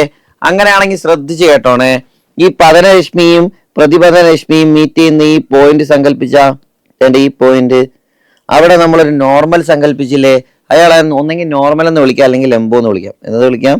നോർമൽ അല്ലെങ്കിൽ ലംബം. അപ്പൊ ഓക്കെ ആണേ. അപ്പൊ നമ്മൾ പതനരശ്മി കണ്ടു, അപവർത്തന രശ്മി കണ്ടു, നോർമൽ കണ്ടു. ഇനി ഞാൻ പറയാൻ പോകുന്ന വളരെ വ്യക്തമായിട്ട് കേൾക്കണേ. ഞാനിവിടെ മാർക്ക് ചെയ്യുന്നൊരു കോണളവ് കാണാൻ പറ്റുന്നുണ്ടാ? മാർക്ക് ചെയ്യുന്നൊരു കോണളവ് അത് ആർക്കൊക്കെ ഇടയ്ക്കാണ്? നോർമലിനും പതനരശ്മിക്കും ഇടയ്ക്കാണ്. ആർക്കൊക്കെ ഇടയ്ക്കാണ്? നോർമലിനും പതനരശ്മിക്കും ഇടയ്ക്കാണ്. ആർക്കൊക്കെ? നോർമലും പതനരശ്മിയും. അതുകൊണ്ട് തന്നെ ആ കോണളവിനെ വിളിക്കുന്ന പേരാണ് പതനകോൺ. എന്തെന്ന് വിളിക്കും? പതനകോൺ. ആംഗിൾ ഓഫ് ഇൻസിഡൻസ് എന്ന് വിളിക്കും. ക്ലിയർ ആണേ? പതനകോൺ എന്ന് വിളിക്കും. എന്തെന്ന് വിളിക്കും? പതനകോൺ. ഉറപ്പിച്ചേ? ഇനി ഞാൻ അടുത്തൊരു കോണളവ് കാണിച്ചു തരാം. കണ്ട? ആർക്കൊക്കെ? നോർമലിനും അപവർത്തന രശ്മിക്കും ഇടയ്ക്കുള്ള കോൺ. അത് ഏത് കോണളവായിരിക്കും? അപവർത്തന കോൺ. ഓക്കെ ആണേ? അതിനെ ഇംഗ്ലീഷിൽ എങ്ങനെ വിളിക്കും? ആംഗിൾ ഓഫ് റിഫ്രാക്ഷൻ എന്ന് വിളിക്കും. Angle of refraction. അപ്പൊ ഉറപ്പിച്ചേ? പതനകോണും അപവർത്തന കോണും. സെറ്റാണേ? ഇത്രയും കാര്യം പഠിച്ചിട്ട് ഞാൻ പറയുന്നത് വളരെ വ്യക്തമായിട്ട് നോക്കിക്കോ. സാന്ദ്രത കുറഞ്ഞ മാധ്യമത്തിൽ നിന്ന് സാന്ദ്രത കൂടിയ മാധ്യമത്തിലേക്ക് പ്രകാശരശ്മി സഞ്ചരിച്ചപ്പോൾ അപവർത്തന രശ്മി ലംബത്തിനടുത്തേക്ക് വരുന്ന പോലെ തോന്നിയ, അതായത് ഇവിടെ ഞാൻ പറയുന്നത് ശ്രദ്ധിച്ചോണേ, ഈ ഇവിടെ വരച്ചേക്കുന്ന മുകളിലത്തെ മഞ്ഞ ലൈൻ അത് കുറച്ച് ചരിഞ്ഞ് വന്നതിന് ശേഷം അത് നേരെയല്ലേ പോവേണ്ടത്? ഇങ്ങനെയല്ലേ പോവേണ്ടിയിരുന്നത്? പക്ഷെ ഇതിപ്പോ താഴോട്ടല്ലേ വന്നത് അല്ലേ? അത് നോർമലിന് അടുത്തേക്ക് വരെയല്ലേ? അത്രേ ഉള്ളൂ. അപ്പൊ എനിക്ക് വേണ്ടിയിട്ടൊന്ന് പറയണം, സാന്ദ്രത കുറഞ്ഞ മാധ്യമത്തിൽ നിന്ന് സാന്ദ്രത കൂടിയ മാധ്യമത്തിലേക്ക് പ്രകാശരശ്മി സഞ്ചരിക്കുമ്പോൾ പ്രകാശപാത അല്ലെങ്കിൽ അപവർത്തന രശ്മി ലംബത്തിലേക്ക് അടുക്കുന്നു. പഠിച്ചേ പറ്റൂ. ക്ലിയർ ആണ്? ഒന്നുകൂടെ പറഞ്ഞേ, സാന്ദ്രത കുറഞ്ഞ മാധ്യമത്തിൽ നിന്ന് സാന്ദ്രത കൂടിയ മാധ്യമത്തിലേക്ക് പ്രകാശരശ്മി സഞ്ചരിക്കുമ്പോൾ അപവർത്തന രശ്മി അല്ലെങ്കിൽ പ്രകാശപാത ലംബത്തിലേക്ക് അടുക്കുന്നു. ഉറപ്പിച്ച? ഇത്രയേ ഉള്ളൂ. ക്ലിയർ ആണേ? ഇതാണ് നമുക്ക് എന്തുകൊണ്ടായിരിക്കും അടുത്തിട്ട് ഉയർന്നു വന്നതിന്റെ കാര്യം നിങ്ങൾക്ക് മനസ്സിലായ? വായുവിൽ നിന്ന് ജലത്തിലേക്ക് കടക്കയില്ലേ? അപ്പൊ അതെന്ത് ചെയ്യുന്നുണ്ട്? ലംബത്തിലേക്ക് അടുക്കുന്നുണ്ട്. ക്ലിയർ ആണോ? ഉറപ്പിച്ച. ഇനി അപവർത്തനത്തിൽ നിന്ന് നമ്മൾ അറിയേണ്ട അടുത്ത കാര്യമാണ് സ്നെൽ നിയമം എന്ന് പറയുന്നത്. സ്നെൽ നിയമം, സ്നെൽസ് ലോ, സ്നെൽ നിയമം അഥവാ സ്നെൽസ് ലോ. സെറ്റാണേ. സ്നെൽസ് നിയമം പറയുന്നത് എന്താണെന്നറിയോ? ആദ്യം നമുക്ക് നോക്കാം. പതന കോണിന്റെയും അപവർത്തന കോണിന്റെയും സൈൻ വിലകളുടെ അനുപാതം സ്ഥിരസംഖ്യയാണ്. ഒന്നുകൂടെ കേട്ടോട്ടെ. പതന കോണിന്റെയും അപവർത്തന കോണിന്റെയും സൈൻ വിലകളുടെ അനുപാതം എന്താണ്? സ്ഥിരസംഖ്യയാണ്. ഉറപ്പിച്ചേ. അങ്ങനെ ആ സ്ഥിരസംഖ്യയാണ് എന്ന് പറയുന്ന നിയമമാണ് ഏത് നിയമം? സ്നെൽസ് നിയമം. ഇവിടെ നിങ്ങൾ കണ്ടില്ലേ, ഇവിടെ പതന കോണിനെ നമ്മൾ സാധാരണ സ്മോൾ ലെറ്റർ ഐ കൊണ്ടാണ് സൂചിപ്പിക്കുന്നത്.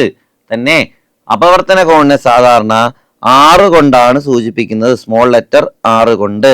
അങ്ങനെയാണെങ്കിൽ പതന കോണിനെ സൂചിപ്പിക്കുന്നതായി അപവർത്തന കോണിനെ സൂചിപ്പിക്കുന്ന 6 ആണെങ്കിൽ ശ്രദ്ധിച്ചു കേട്ടോണേ, പതന കോണിന്റെയും അപവർത്തന കോണിന്റെയും സൈൻ വിലകൾ തന്നെ അവ തമ്മിലുള്ള അനുപാതം, റേഷ്യോ അല്ലെങ്കിൽ sine i by sine r, അതെന്താണ്?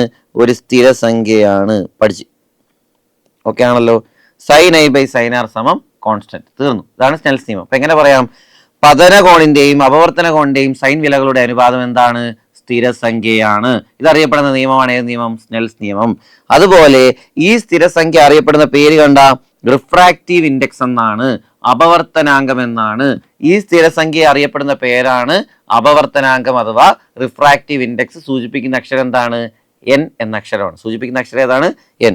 ഉറപ്പിച്ച് sine i by sine r സമം കോൺസ്റ്റന്റ്, അത് sine i by sine r സമം എൻ എന്നും എഴുതാം. പക്ഷേ നമുക്ക് ടെക്സ്റ്റ് പൂർണ്ണമായി മനസ്സിലാക്കിയേ പറ്റൂ. നമ്മൾ ടെക്സ്റ്റിലെ 10ാം ക്ലാസ്സിലെ 5ാമത്തെ ചാപ്റ്റർ നോക്കുന്ന സമയത്ത് അവിടെ അപവർത്തനം എന്ന് പറയുന്നത് 2 രീതിയിൽ തന്നിട്ടുണ്ട്. അതിൽ ആദ്യത്തെ രീതി എന്ന് പറയുന്നത് എന്താണ്? ആപേക്ഷിക അപവർത്തനാങ്കം എന്നാണ്. ആപേക്ഷികം. നിങ്ങളൊന്നും നോക്കണ്ടേ, അപവർത്തനാങ്കം എന്താണ്? Sine i by sine r എന്താണോ അത് ആ ഡിവൈഡ് ചെയ്യുമ്പോൾ കിട്ടുന്ന കോൺസ്റ്റന്റ് ആണെന്ത്? എൻ എന്ന് പറയുന്നത്. ക്ലിയർ ആണ്? അത് വേറൊന്നുമില്ല. എന്താണെന്നറിയോ? ഐ ഒരു കോണളവ്, ആർ ഒരു കോണളവാണെങ്കിൽ sine i by sine r ഇപ്പോൾ ഒരു മാധ്യമം എടുക്കുകയാണെങ്കിൽ എന്തായിരിക്കും? ത്രൂ ഔട്ട് അതിന്റെ വാല്യൂ എന്തായിരിക്കും? കോൺസ്റ്റന്റ് ആയിരിക്കും എന്നുള്ളതാണ് ഇപ്പൊ അദ്ദേഹം പറയുന്നത്. ക്ലിയർ ആണ്? ആ സ്നെൽസ് നിയമം പറയുന്നത്. അത്രേ ഉള്ളൂ. അപ്പൊ അവിടെ നോക്കുന്ന സമയത്ത് ഒരു മാധ്യമത്തിന് മറ്റൊരു മാധ്യമത്തെ, അതായത് ആപേക്ഷിക അപവർത്തനാങ്കം പറയുന്നത് എന്താണ്? എപ്പോഴും ആപേക്ഷിക എന്ന വാക്കെന്ന് പറഞ്ഞാൽ ഒന്നിനെ കമ്പയർ ചെയ്തുകൊണ്ടെന്നാണ്, ഒന്നിനെ വച്ചുകൊണ്ട്. ഇപ്പൊ ആപേക്ഷിക ചലനം എന്ന് പറഞ്ഞാൽ എന്താണ്? ഒന്നിനെ വച്ചുകൊണ്ട് മറ്റൊന്നിന്റെ ചലനം പറയാനാണ് ആപേക്ഷികം എന്ന് പറയുന്നത്. ക്ലിയർ അല്ലേ? അപ്പൊ ആപേക്ഷിക അപവർത്തനാങ്കം പറയുന്നത് എന്താണ്? ഒരു മാധ്യമത്തിനെ അടിസ്ഥാനപ്പെടുത്തിക്കൊണ്ട് മറ്റൊരു മാധ്യമത്തിന്റെ അപവർത്തനാങ്കം കണ്ടെത്തുക എന്നുള്ളതാണ്. അപ്പൊ എങ്ങനെ പറയാം? ഒരു മാധ്യമത്തിന് മറ്റൊരു മാധ്യമത്തിനെ അപേക്ഷിച്ചുള്ള അപവർത്തനാങ്കത്തെ എന്ന് വിളിക്കാം? ആപേക്ഷിക അപവർത്തനാങ്കം. ക്ലിയർ ആണ്? ഒരു മാധ്യമത്തിനെ അപേക്ഷിച്ചുകൊണ്ട് അല്ലെങ്കിൽ ഒരു മാധ്യമത്തിന് മറ്റൊരു മാധ്യമത്തിനെ അപേക്ഷിച്ചുകൊണ്ടുള്ള അപവർത്തനാങ്കമാണ് ഇത് ആപേക്ഷിക അപവർത്തനാങ്കം. പക്ഷെ അവിടെ ഇമ്പോർട്ടന്റ് ഏതാണെന്നറിയോ? അതുകൊണ്ട് ഈ ടേം ആണ് കേവല അപവർത്തനാങ്കം, അബ്സല്യൂട്ട് റിഫ്രാക്റ്റീവ് ഇൻഡെക്സ്. ക്ലിയർ ആണ്? അബ്സല്യൂട്ട് റിഫ്രാക്റ്റീവ് ഇൻഡെക്സ്, കേവല അപവർത്തനാങ്കം. അത് പഠിക്കേണ്ട കാര്യം എന്താണ്? അതാണ് ഇവിടെ എടുത്തു പറയുന്നത്. നമ്മൾ പറഞ്ഞു ആപേക്ഷിക അപവർത്തനാങ്കം എന്ന് പറഞ്ഞാൽ ഒന്നിനെ വച്ചുകൊണ്ട് മറ്റൊന്നിനെ നോക്കേണ്ടതാണ്. അങ്ങനെയെങ്കിൽ ആ മറ്റേത് ആ വയ്ക്കേണ്ടത് നമ്മൾ എന്തിനെയാണ് അപേക്ഷിക്കേണ്ടത് അല്ലെങ്കിൽ ആപേക്ഷികമായിട്ട് കണക്കാക്കേണ്ടതെന്നുള്ളത് വ്യക്തമാക്കണ്ടേ? അങ്ങനെയാണെങ്കിൽ ഇപ്പോഴേ പഠിച്ചോണം. ഒരു മാധ്യമത്തിന്റെ അപവർത്തനാങ്കം കണ്ടെത്താൻ പറഞ്ഞു കഴിഞ്ഞാൽ അവിടെ നമ്മൾ ആരെ അപേക്ഷിച്ചാണ് എടുക്കുന്നത്? ശൂന്യതയുടെ പ്രകാശ വേഗതയാണ്. ഒന്നുകൂടെ കേട്ടോണം. ശൂന്യതയിലെ പ്രകാശ വേഗതയെ അടിസ്ഥാനപ്പെടുത്തിക്കൊണ്ടാണ് മറ്റൊരു മാധ്യമത്തിന്റെ നമ്മൾ എന്ത് കണ്ടെത്തുന്നത്? അപവർത്തനാങ്കം കണ്ടെത്തുന്നത്. ആ അപവർത്തനാങ്കമാണ് ഏത്? കേവല അപവർത്തനാങ്കം. ഓക്കെ ആണ്? ശൂന്യതയെ അപേക്ഷിച്ച് ഒരു മാധ്യമത്തിന്റെ അപവർത്തനാങ്കത്തെ കേവല അപവർത്തനാങ്കം എന്ന് വിളിക്കുന്നു. അതായത് ജസ്റ്റ് സിമ്പിൾ ആയിട്ട് കേട്ടോണം. കേവല അപവർത്തനാങ്കത്തെ സൂചിപ്പിക്കുന്ന അക്ഷരം എന്താണ്? എന്നാണ്. അത് കണ്ടെത്തുന്നത് എങ്ങനെയാണ്? ശൂന്യതയിലെ പ്രകാശ വേഗത. ഓക്കെ ആണ്? നമ്മളൊരു മാധ്യമത്തിന്റെ അപവർത്തനാങ്കം കണ്ടെത്താനാണ് പോണത്. അത് കണ്ടെത്തുന്നത് എന്ത് ചെയ്യണം? പ്രകാശത്തിന്റെ ശൂന്യതയിലെ വേഗത കൊണ്ട് ആ കണ്ടെത്തേണ്ട മാധ്യമത്തിൽ കൂടെയുള്ള പ്രകാശ വേഗത ഡിവൈഡ് ചെയ്താൽ മതി. മാധ്യമത്തിലെ പ്രകാശ വേഗത. അങ്ങനെയാണെങ്കിൽ ആ മാധ്യമത്തിന്റെ എന്ത് കിട്ടും? അപവർത്തനാങ്കം കിട്ടും. ക്ലിയർ ആണോ? ഇപ്പൊ ഒരു മാധ്യമത്തിന്റെ അപവർത്തനാങ്കം കണ്ടെത്താൻ വേണ്ടിയിട്ട് എന്ത് ചെയ്താൽ മതി? പ്രകാശത്തിന്റെ ശൂന്യതയിലെ വേഗത കൊണ്ട് ആ മാധ്യമത്തിൽ കൂടിയുള്ള പ്രകാശ വേഗതയെ ഭാഗിച്ചാൽ മതി. ഇനി നിങ്ങൾക്ക് അറിയാവുന്ന ഒരു കാര്യമാണ്, ശൂന്യതയിൽ കൂടിയുള്ള പ്രകാശ വേഗതയെ നോർമലി നമ്മൾ സി എന്ന ലെറ്റർ കൊണ്ടാണ് കാണിക്കുന്നത്. സാധാരണ ഒരു മാധ്യമത്തിലെ പ്രകാശ വേഗത നമ്മൾ വി എന്ന ലെറ്റർ കൊണ്ടാണ് കാണിക്കുന്നതെങ്കിൽ കേവല അപവർത്തനാങ്ക പ്രകാരം n സമം c/v. ഓക്കെ ആണേ, n സമം c/v. ഉറപ്പിച്ച അപ്പൊ n സമം എന്തായി? c/v. അത് c എന്താണ്? ശൂന്യതയിലെ പ്രകാശ വേഗത. v എന്താണ്? മാധ്യമത്തിലെ പ്രകാശ വേഗത. n എന്താണ്? മാധ്യമത്തിന്റെ അപവർത്തനാങ്കം. ഈ എണ്ണിനെ വിളിക്കുന്ന പേരാണ് അബ്സല്യൂട്ട് റിഫ്രാക്റ്റീവ് ഇൻഡെക്സ് അഥവാ കേവല അപവർത്തനാങ്കം. ഇനി ഒന്ന് വായിച്ചു നോക്കിയേ. ശൂന്യതയെ അപേക്ഷിച്ച് ഒരു മാധ്യമത്തിന്റെ അപവർത്തനാങ്കത്തെ എന്തെന്ന് വിളിക്കാം? കേവല അപവർത്തനാങ്കം എന്ന് അറിയപ്പെടും. ക്ലിയർ ആണ്? അതിന് അബ്സല്യൂട്ട് റിഫ്രാക്റ്റീവ് ഇൻഡെക്സ്. ആ കേവല അപവർത്തനാങ്കം കണ്ടെത്തുന്ന ഫോർമുലയാണ് ഏത്? n = c/v. c എന്താണ്? പ്രകാശത്തിന്റെ ശൂന്യത അല്ലെങ്കിൽ വായുവിലെ വേഗത. എന്തുകൊണ്ടാണ് അങ്ങനെ പറയുന്നത്? നമുക്ക് പറയാം. സാധാരണ നമ്മൾ സ്കൂൾ ടെക്സ്റ്റ് തന്നിരിക്കുന്നത് പ്രകാശത്തിന്റെ ശൂന്യതയിലെ വേഗതയും വായുവിലെ വേഗതയും തുല്യമാണെന്നുള്ളതാണ്. അതുകൊണ്ടാണ് ഇവിടെ ശൂന്യത അല്ലെങ്കിൽ വായുവിലെ വേഗത തന്നിരിക്കുന്നത്. ശരിക്കും c എന്ന് പറയുന്നത് speed of light in vacuum ആണ്, പ്രകാശത്തിന്റെ ശൂന്യതയിലെ വേഗതയാണ്. ഓക്കെ ആണ്. അടുത്ത v എന്താണ്? പ്രകാശത്തിന്റെ മാധ്യമത്തിലെ വേഗത. ഉറപ്പിച്ചേ. അങ്ങനെയാണെങ്കിൽ കണക്കൊന്ന് ചെയ്ത് നോക്കിയേ. ഗ്ലാസിന്റെ അപവർത്തനാങ്കം എത്ര? പാടാണോ? പാടല്ല. കാരണം എന്താ? നമുക്കറിയാം അപവർത്തനാങ്കം കണ്ടെത്തുന്ന ഫോർമുലയാണ് n = c/v. ഉറപ്പിച്ചേ. n എന്ന് പറയുന്നത് എന്താണ്? c/v. ഇവിടെ c എന്താണ്? പ്രകാശത്തിന്റെ ശൂന്യതയിലെ വേഗത 3 × 10⁸ മീറ്റർ/സെക്കൻഡ്. ഇവിടെ നോക്കിക്കേ, തന്നിരിക്കുന്നത് ഗ്ലാസ്. ഉറപ്പല്ലേ? ഗ്ലാസിൽ കൂടെയുള്ള പ്രകാശത്തിന്റെ വേഗത എത്രയാണ്? ഗ്ലാസിൽ കൂടെയുള്ള പ്രകാശത്തിന്റെ വേഗത v എന്ന് പറയുന്നത് നമ്മൾ പഠിച്ച പ്രകാരം 2 × 10⁸ മീറ്റർ/സെക്കൻഡ് ആണ്. ഉറപ്പല്ലേ?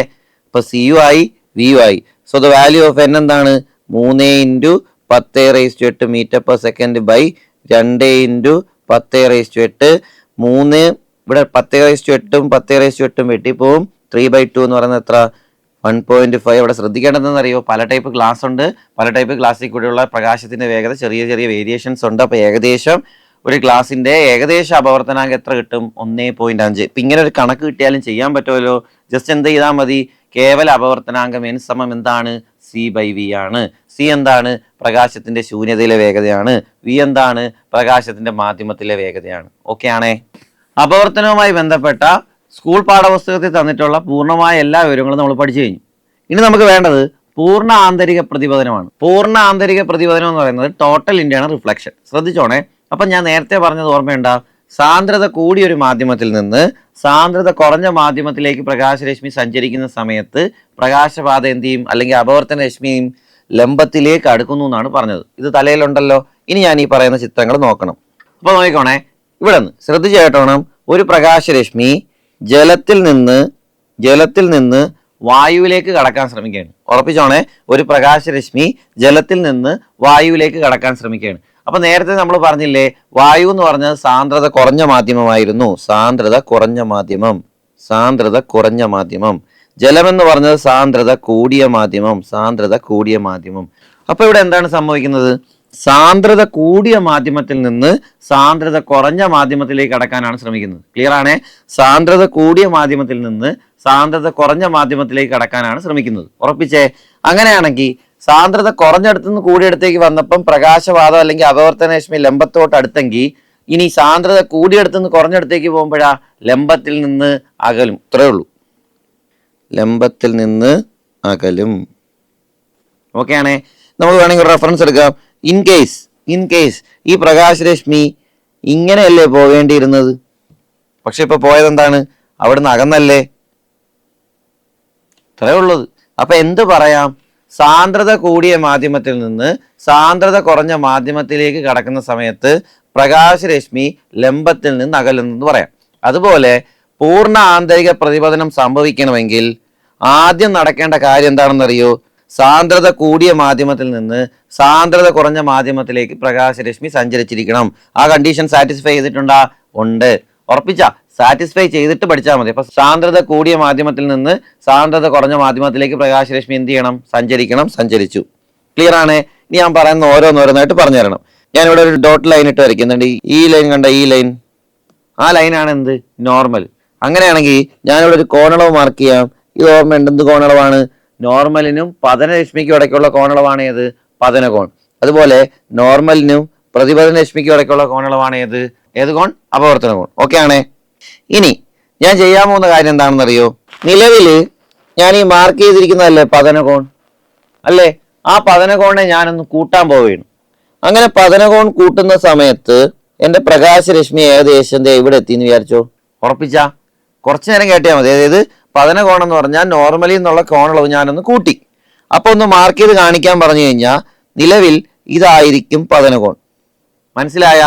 അങ്ങനെയാണെങ്കിൽ ഇതേണ്ടേ ഈ അപവർത്തന കോണില്ലേ, ആ അപവർത്തന കോൺ ഇങ്ങനെ താഴോട്ട് താഴോട്ട് താഴോട്ട് വന്ന് എവിടെ മീറ്റ് ചെയ്യും? ഈ പറയുന്ന വിഭജന തലത്തിൽ മീറ്റ് ചെയ്യും. കാര്യം ക്ലിയർ ആണ്?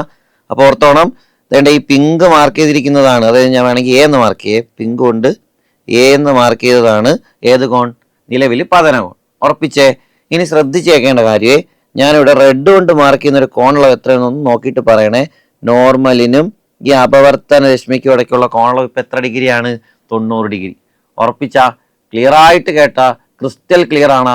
അങ്ങനെയാണെങ്കിൽ ഇവിടെ നോക്കിക്കോണേ, ഞാൻ ഈ മാർക്ക് ചെയ്ത് നോക്കിക്കോണം. അപ്പൊ നോക്കിക്കോ, ഈ രശ്മിയാണ് അപവർത്തന രശ്മി, ഈ രശ്മിയാണ് നോർമൽ എന്ന് പറയുന്നത്. അപ്പൊ ഇതിന്റെ ഇടയ്ക്കുള്ള കോണളവ് എത്ര ഡിഗ്രി കിട്ടി? 90 ഡിഗ്രി. അപ്പൊ അത് ഏത് കോണളവ്? അപവർത്തന കോണളവ്. അപ്പൊ അപവർത്തന കോണളവ് എത്ര ഡിഗ്രി ഇപ്പം? 90 ഡിഗ്രി. മനസ്സിലാവുന്ന? അതായത് അപവർത്തന രശ്മി ഈ ഒന്നുകൂടെ ശ്രദ്ധിച്ചു നോക്കിക്കോ. പതന കോൺ ഇങ്ങനെ ഞാൻ കൂട്ടി, അപ്പൊ വന്ന് വീഴുന്ന പതനരശ്മിക്കും ആ കോണളവിലല്ലേ വീഴൂ. അപ്പൊ ഇങ്ങനെ ഇരുന്ന പതനരശ്മിയെ ഞാൻ ഇങ്ങനെ ആക്കുന്ന സമയത്ത് അപവർത്തന രശ്മിയും താഴോട്ട് താഴോട്ട് ഈ പറയുന്ന നോർമലി നകന്നല്ലേ പോവൂ. അങ്ങനെ പോയി എവിടെ മീറ്റ് ചെയ്തു? വിഭജന തലത്തിൽ മീറ്റ് ചെയ്തു. ആ തലത്തിൽ മീറ്റ് ചെയ്യുന്ന സമയത്ത് അവിടുത്തെ അപവർത്തന കോൺ അപ്പോഴും 2 മാധ്യമല്ലേ, അപ്പൊ അവിടുത്തെ അപവർത്തന കോൺ അളവ് എത്ര? 90 ഡിഗ്രി തന്നെ. അങ്ങനെയാണെങ്കിൽ ഇതിന്റെ എ ഉണ്ടാ, ഈ എ അല്ലേ പതനകോൺ. ആ പതനകോണിനെ വിളിക്കുന്ന പേരാണ് ക്രിട്ടിക്കൽ കോൺ. എടാ പതനകോണെ, നിന്നെ അറിയപ്പെടുന്ന പേരാണ് ക്രിട്ടിക്കൽ കോൺ. കാര്യം മനസ്സിലായ? ആ സമയത്തുള്ള പതനകോണിന് വെറുതെ കൊടുത്ത പേരാണ് ഏത്? ക്രിട്ടിക്കൽ കോൺ. ഉറപ്പിച്ച? അപ്പൊ എങ്ങനെ പറയാം? പതനകോൺ ക്രിട്ടിക്കൽ കോണിന് തുല്യമാണെങ്കിൽ അപവർത്തന കോണിന്റെ അളവ് 90 ഡിഗ്രി. ഞാൻ വരച്ച ആ ഫോർമാറ്റ് ഓർമ്മയുണ്ടെങ്കിൽ നിങ്ങൾക്ക് ഇതെല്ലാം മനസ്സിലാവും. ഒന്നുകൂടെ കേട്ടോണം. അപവർത്തന കോണിന്റെ അളവ് 90 ഡിഗ്രി ആകുമ്പോൾ പതനകോൺ അറിയപ്പെടുന്ന പേരാണ് ക്രിട്ടിക്കൽ കോൺ. ഒന്നുകൂടെ, അപവർത്തന കോണിന്റെ അളവ് 90 ഡിഗ്രി ആകുമ്പോൾ പതനകോൺ അറിയപ്പെടുന്ന പേരാണ് ക്രിട്ടിക്കൽ കോൺ. അല്ലെങ്കിൽ എങ്ങനെ പറയാം? പതനകോൺ ക്രിട്ടിക്കൽ കോണിന് തുല്യമാകുമ്പോൾ അപവർത്തന കോണിന്റെ അളവ് എത്രയായി? 90 ഡിഗ്രി. കാര്യം വ്യക്തമാണ്? ഇല്ലെങ്കിൽ ഒന്നുകൂടെ നിങ്ങളൊന്ന് റിവൈൻഡ് അടിച്ചിട്ട് ഒന്നുകൂടെ കണ്ട് ബോധ്യപ്പെട്ടിട്ടേ ബാക്കി കേൾക്കാവൂ. ക്ലിയർ ആണേ?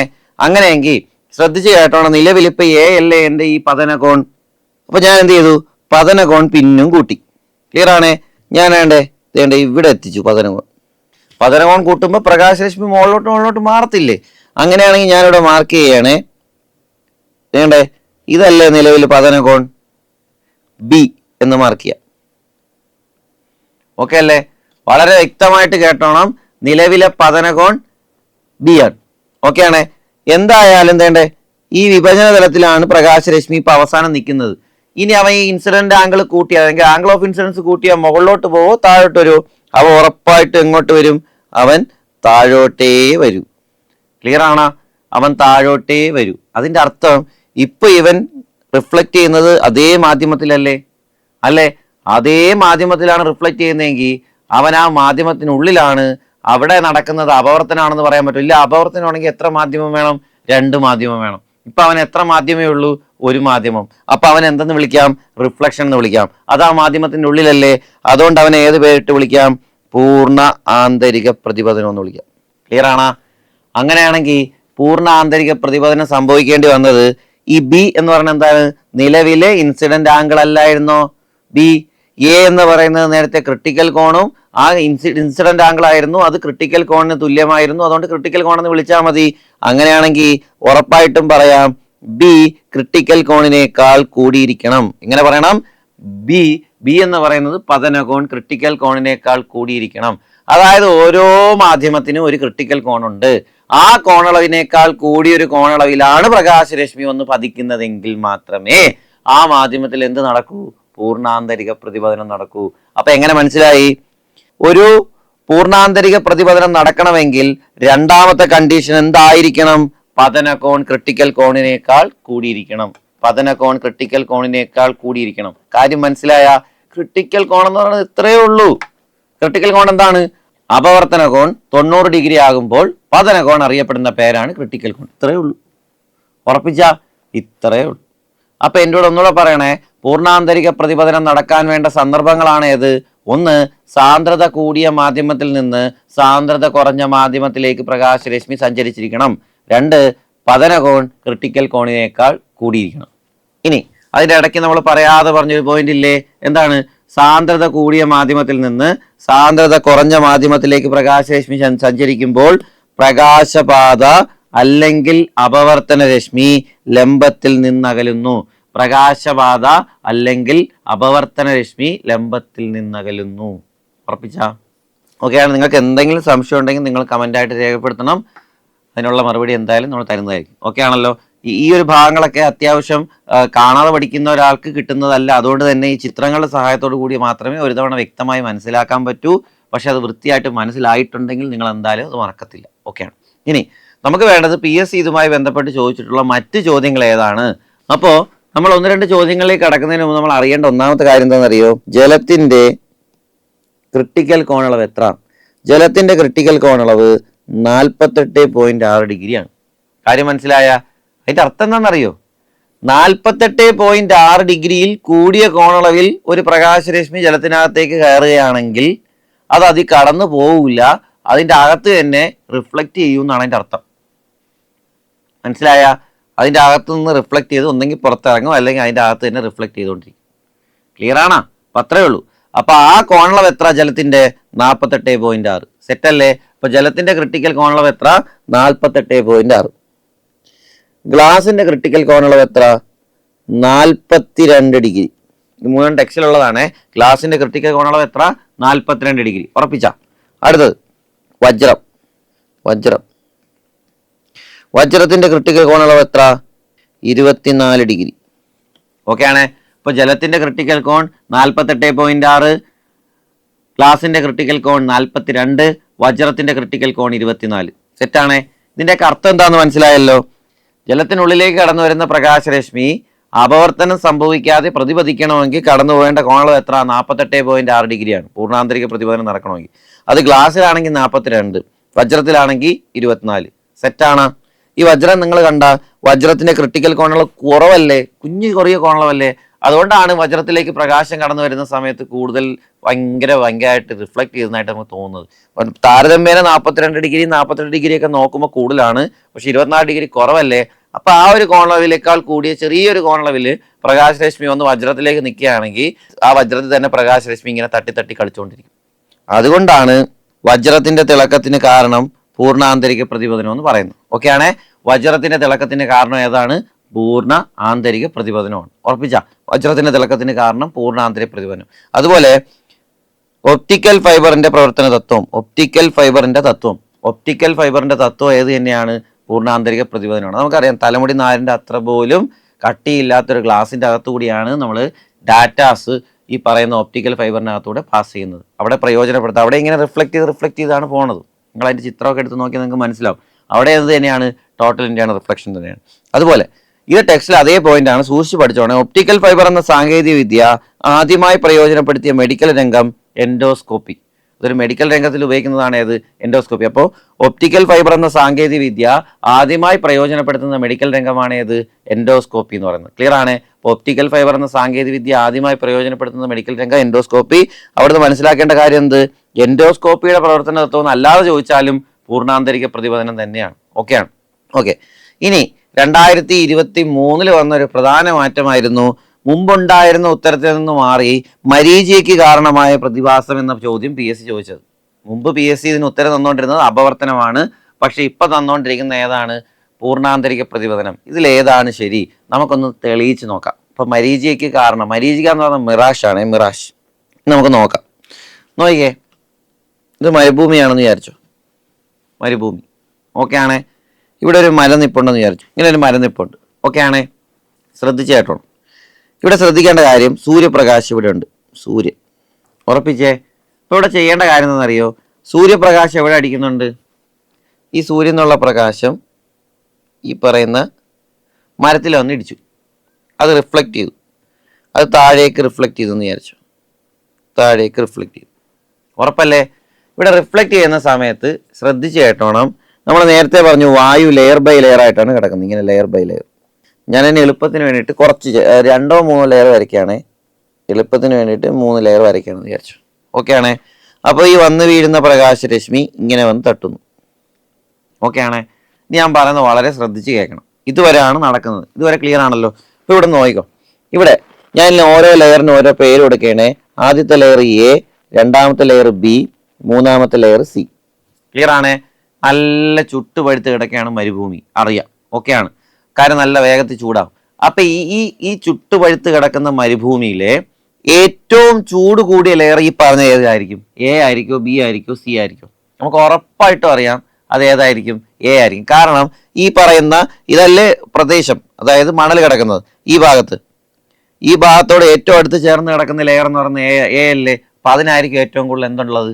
ചൂടുള്ളത്. ക്ലിയർ ആണേ. ഇനി ഞാൻ പറയുന്ന റിലേഷൻ ഓർമ്മയുണ്ട, ശ്രദ്ധിച്ചായിട്ടാണോ? റിലേഷൻ എന്താണ്? മുമ്പ് നിങ്ങൾ പഠിച്ചിട്ടുണ്ട്, അല്ലെങ്കിൽ നിങ്ങൾ ഇനി പഠിക്കും. ഡെൻസിറ്റി എന്ന് പറയുന്നത് മാസ് ബൈ വോളിയം ആണ്. ഒന്നുകൂടെ പറഞ്ഞേ, density is equal to mass by volume. സാന്ദ്രത എന്ന് പറയുന്നത് എന്താണ്? പിണ്ഡം ബൈ വ്യാപ്തമാണ്. അങ്ങനെയാണെങ്കിൽ ഈ പറയുന്ന ഏത് ലെയറിലായിരിക്കും, ശ്രദ്ധിച്ച് കേട്ടോണം, ഏത് ലെയറിലായിരിക്കും വോളിയം കൂടാൻ സാധ്യത? ചൂട് കൂടുമ്പം വ്യാപ്തം കൂടുമെന്ന് പഠിച്ചിട്ടുണ്ട്. ക്ലിയർ ആണേ. ഒന്നുകൂടെ കേട്ടോണം, ചൂട് കൂടുമ്പം വോളിയം കൂടും, അല്ലെങ്കിൽ താപനില കൂടുന്തോറും വോളിയം കൂടും. ഇതിലേത്? എ എന്ന ലെയറിലല്ലേ ഈ താപനില ഏറ്റവും കൂടുതൽ. അപ്പൊ എ എന്ന ലെയറിൽ എന്ത് കൂടുതലായിരിക്കും? വോളിയം കൂടുതലായിരിക്കും. ശ്രദ്ധിച്ചായിട്ടാണ്, എന്ത് കൂടുതലായിരിക്കും? വോളിയം കൂടുതലായിരിക്കും. വോളിയം കൂടുതലാണെങ്കിൽ അവിടെ എന്ത് കുറവായിരിക്കും? ഡെൻസിറ്റി കുറവായിരിക്കും. ക്ലിയർ അല്ലേ? അതല്ലേ density is equal to mass by volume. അപ്പൊ വോളിയം കൂടുന്തോറും ഡെൻസിറ്റി കുറയും. അപ്പൊ എ എന്ന ലെയറിന് എന്ത് കുറവായിരിക്കും? ഡെൻസിറ്റി കുറവായിരിക്കും. എന്നാൽ എയിനെ അപേക്ഷിച്ച് ബിക്ക് എന്ത് കൂടുതലായിരിക്കും? ഡെൻസിറ്റി കൂടുതലായിരിക്കും. കാരണം ഈ പറയുന്ന തൊട്ടടുത്ത് നിൽക്കുന്ന ആ ചൂട് എന്തായാലും മുകളിലോട്ട് ചെല്ലുമ്പോൾ കിട്ടത്തില്ലല്ലോ. അപ്പൊ അവിടെ ചൂട് കുറഞ്ഞു, താപനില കുറഞ്ഞു, വോളിയം കുറഞ്ഞു. അപ്പൊ റിലേഷൻ പ്രകാരം density is equal to mass by volume. Volume കുറഞ്ഞ ആ സാന്ദ്രത കൂടും.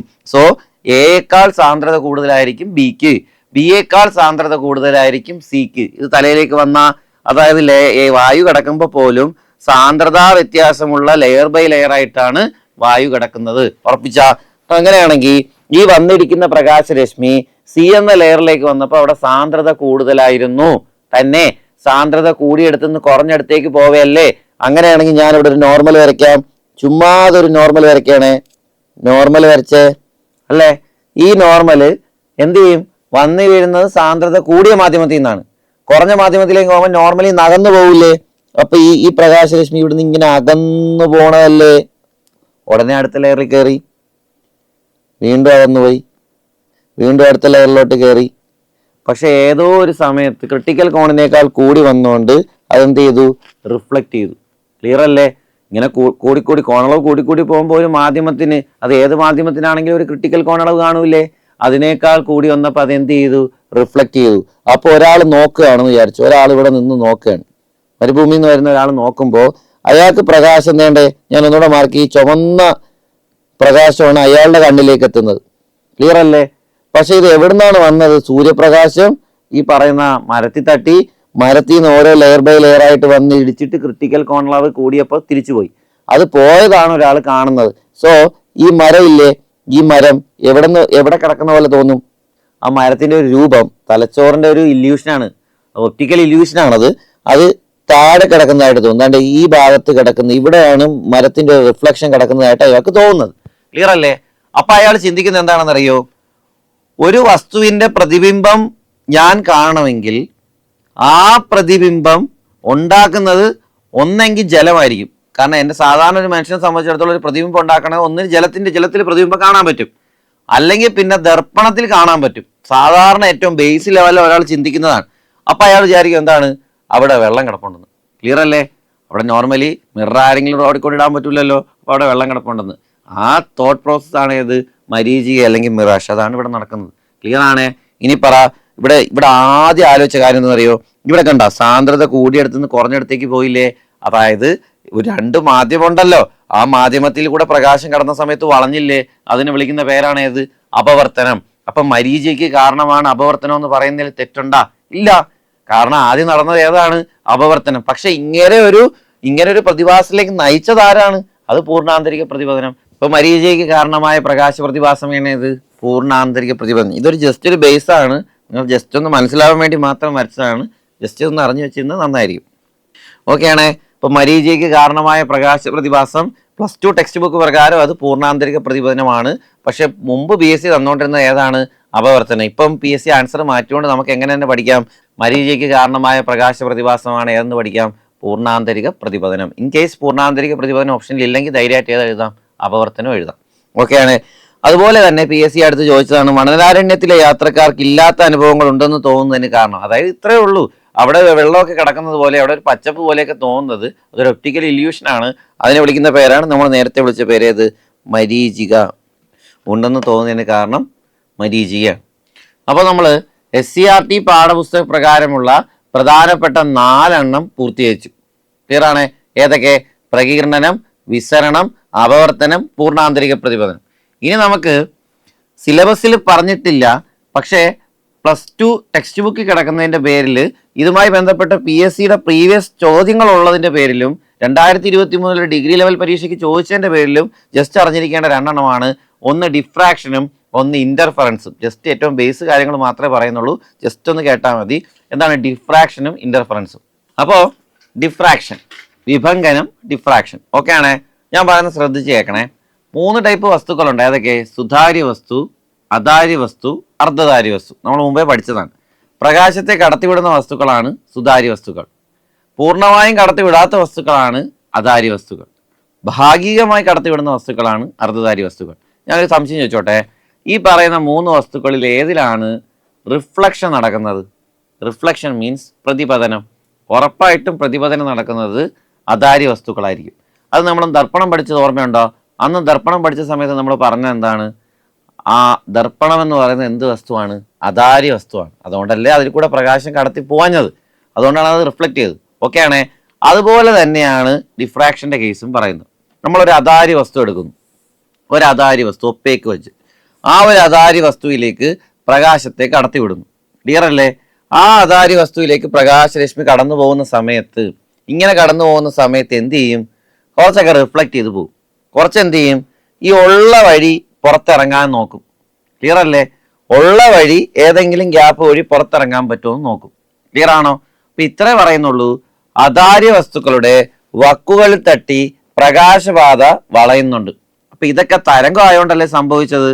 അതാണ്, പ്രകാശം ഒരു തരംഗം ആയതുകൊണ്ടാണ് ഇങ്ങനെ വളയുകയും റിഫ്ലക്റ്റ് ചെയ്യുകയൊക്കെ ചെയ്യുന്നത്. ഓർത്തോണം, ഇത്രയേ ഉള്ളൂ. അതാര്യ വസ്തുക്കളുടെ വക്കുകളിൽ തട്ടി പ്രകാശപാത വളയുന്ന പ്രതിഭാസമാണ് വിഭങ്കനം. ഓക്കെ ആണേ? അതാര്യ വസ്തുക്കളുടെ വക്കുകളിൽ തട്ടി പ്രകാശപാത വളയുന്ന പ്രതിഭാസമാണ് വിഭങ്കനം. ഓക്കെയാണ്? ഭയങ്കര ഡീറ്റെയിൽ ആയിട്ടൊക്കെ പറയുന്ന സമയത്ത് നമ്മൾ അറിയേണ്ടത്, ഈ ഒരു പരീക്ഷണമൊക്കെ നടത്തുന്ന സമയത്ത് നമ്മൾ അതിൻ്റെ സ്ക്രീൻ നോക്കുകയാണെങ്കിൽ അവിടെ ഇടവിട്ട് ഡാർക്കും ലൈറ്റും ആയിട്ടുള്ള പാറ്റേൺസ് ഒക്കെ ഫോം ചെയ്യുമെന്നാണ് പറയുന്നത്. ക്ലിയർ ആണേ? നമ്മളതിൻ്റെ കൂടുതൽ എക്സ്പെരിമെൻറ്റിലേക്കോ കൂടുതൽ ആവശ്യകതകളിലേക്കൊന്നും പോകുന്നില്ല. കാരണം നിലവിൽ PSC ഇതുമായി ബന്ധപ്പെട്ട് LD ക്ലർക്ക് സിലബസിൽ ഈ 2 ടോപ്പിക്കുകളും തന്നിട്ടില്ല. അതിനാൽ തന്നെ നമ്മൾ ജസ്റ്റ് അറിഞ്ഞു വെച്ചിരിക്കുകയാണ്.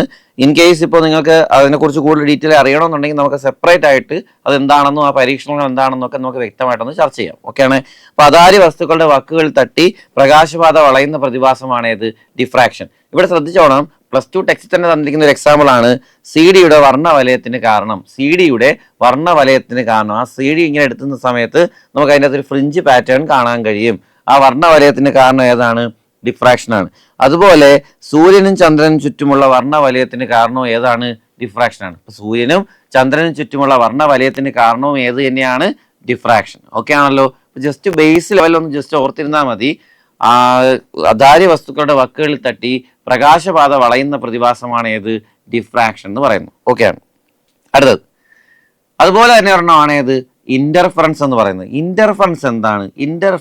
ഇന്റർഫറൻസിന്റെ മലയാളം വ്യതികരണം എന്നുള്ളതാണ്.